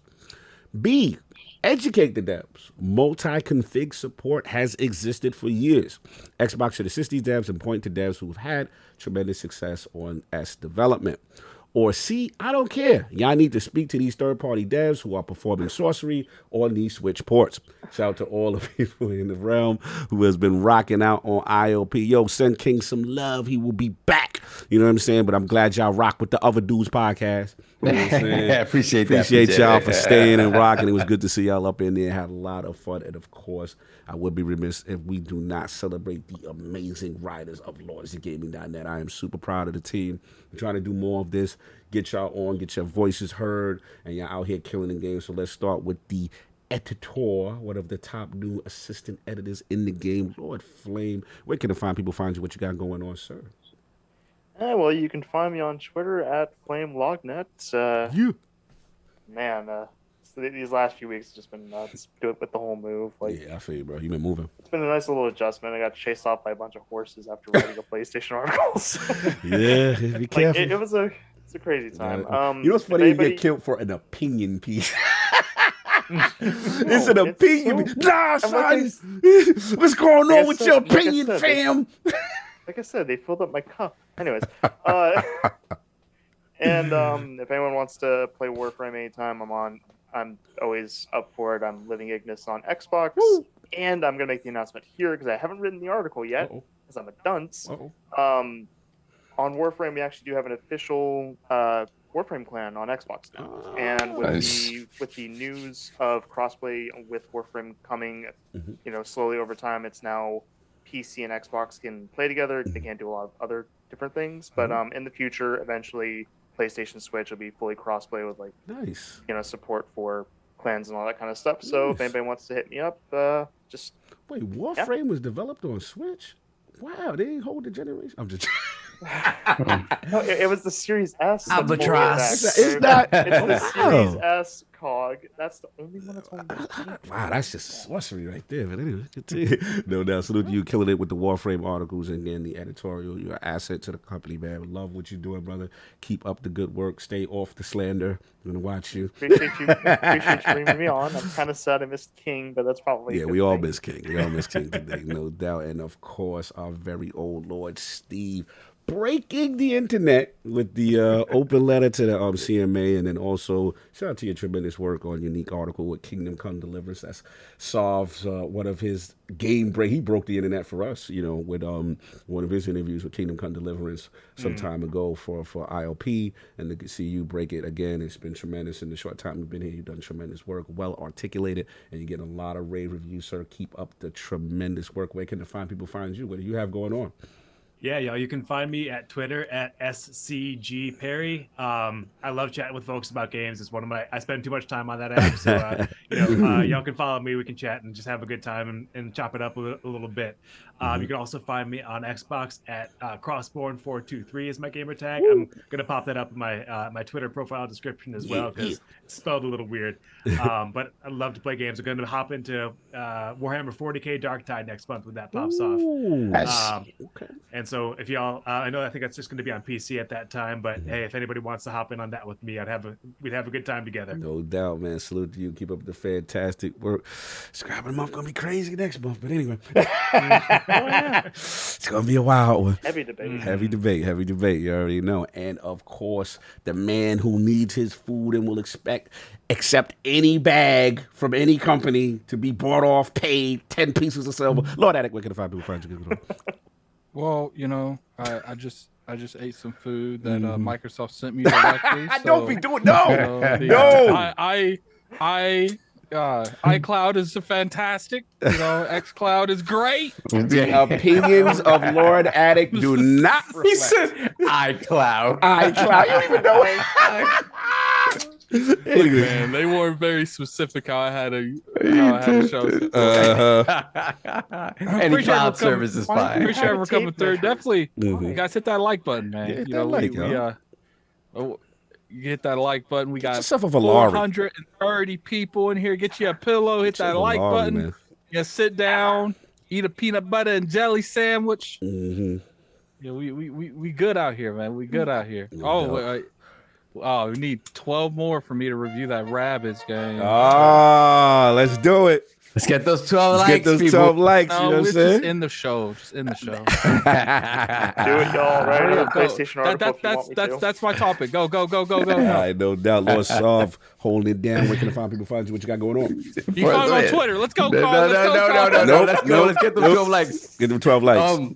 Yeah, you could. First of all, a big shout out to LOGNET in the building, Lord Steve and Lord Flame. You guys, in a time where all these other websites are folding and obviously nobody gets paid at LOGNET. It's all passion and love, and you guys do such an amazing job. I'm so proud of where that site has gone. From where it began, like Dizzy is smiling down on what's going on. So you guys keep doing what you're doing. That's amazing work. And for me, you know me. You know what I'm back to work. You know what I'm gonna do. There's no need to say, but hopefully I will get in some Gotham Knights this week and some Plague Tales. I'll be able to speak a little bit on that next week. And we're getting closer to that God of War. I'm excited for that. And that giveaway coming soon. Oh, yeah. Get that Ragnarok. I will be doing the draws next week, and unfortunately, Saul took forever to do the outro, so we have above 350 now. Yeah. Yes, baby. So what do you got to do? He got to do the Mario Rabbids? I will be getting you that code this afternoon, sir. Iron Bank has approved. Review coming up. Lord's review. Addict and them Rabbids. Let's go. Exactly. No doubt. And so that's been pretty much it. So that's it. I'm done. No Thank doubt. you. You already know. Again, salute to everybody. When I pulled up in Ireland and showed love. Shout out to my man Craig that pulled up. That was lit. And just the whole team and stuff like that. Anybody who I didn't get a chance to link up with, I apologize. It was just crazy when I was out there. But it's good to be back. Just my time zone or body clock is going to take a little while to get adjusted. Send King some love, even though he hates what I send. That send King some love. We miss him. But it's good to see y'all here still rocking with the other lords. You know what I'm saying? The other dudes. Yeah, we appreciate that. We appreciate that. You know what I'm saying? We got more stuff cooking. It's great guests, some more surprises. We got some shows coming up, some things cooking, and appreciate it. It's good to be back. And that's pretty much 5 pillows. Yes, please. Yeah, Valari, hit that Valari. Hit that up. link at the top of the screen. Tape measure. We get 10 pillows before the end of end of the month. We will be doing a live show next month sometime. Yes, no doubt. And again, if you support the pillow movement, gaming support, get your posture right, get everything right. Pillow. You know what I'm saying? Right. Yo, you stupid. Anyway, we gotta go. We will catch up to y'all. Everybody enjoy your Sunday. Peace. Have a great week.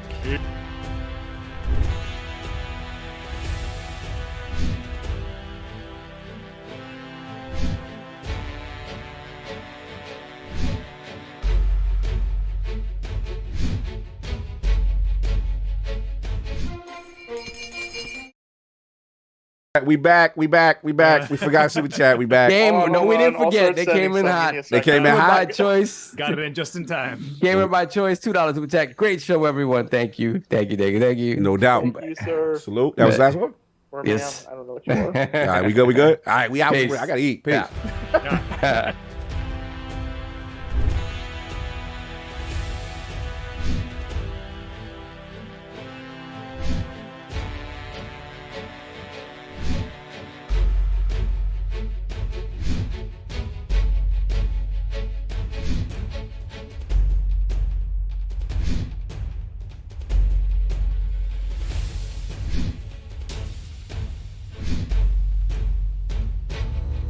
you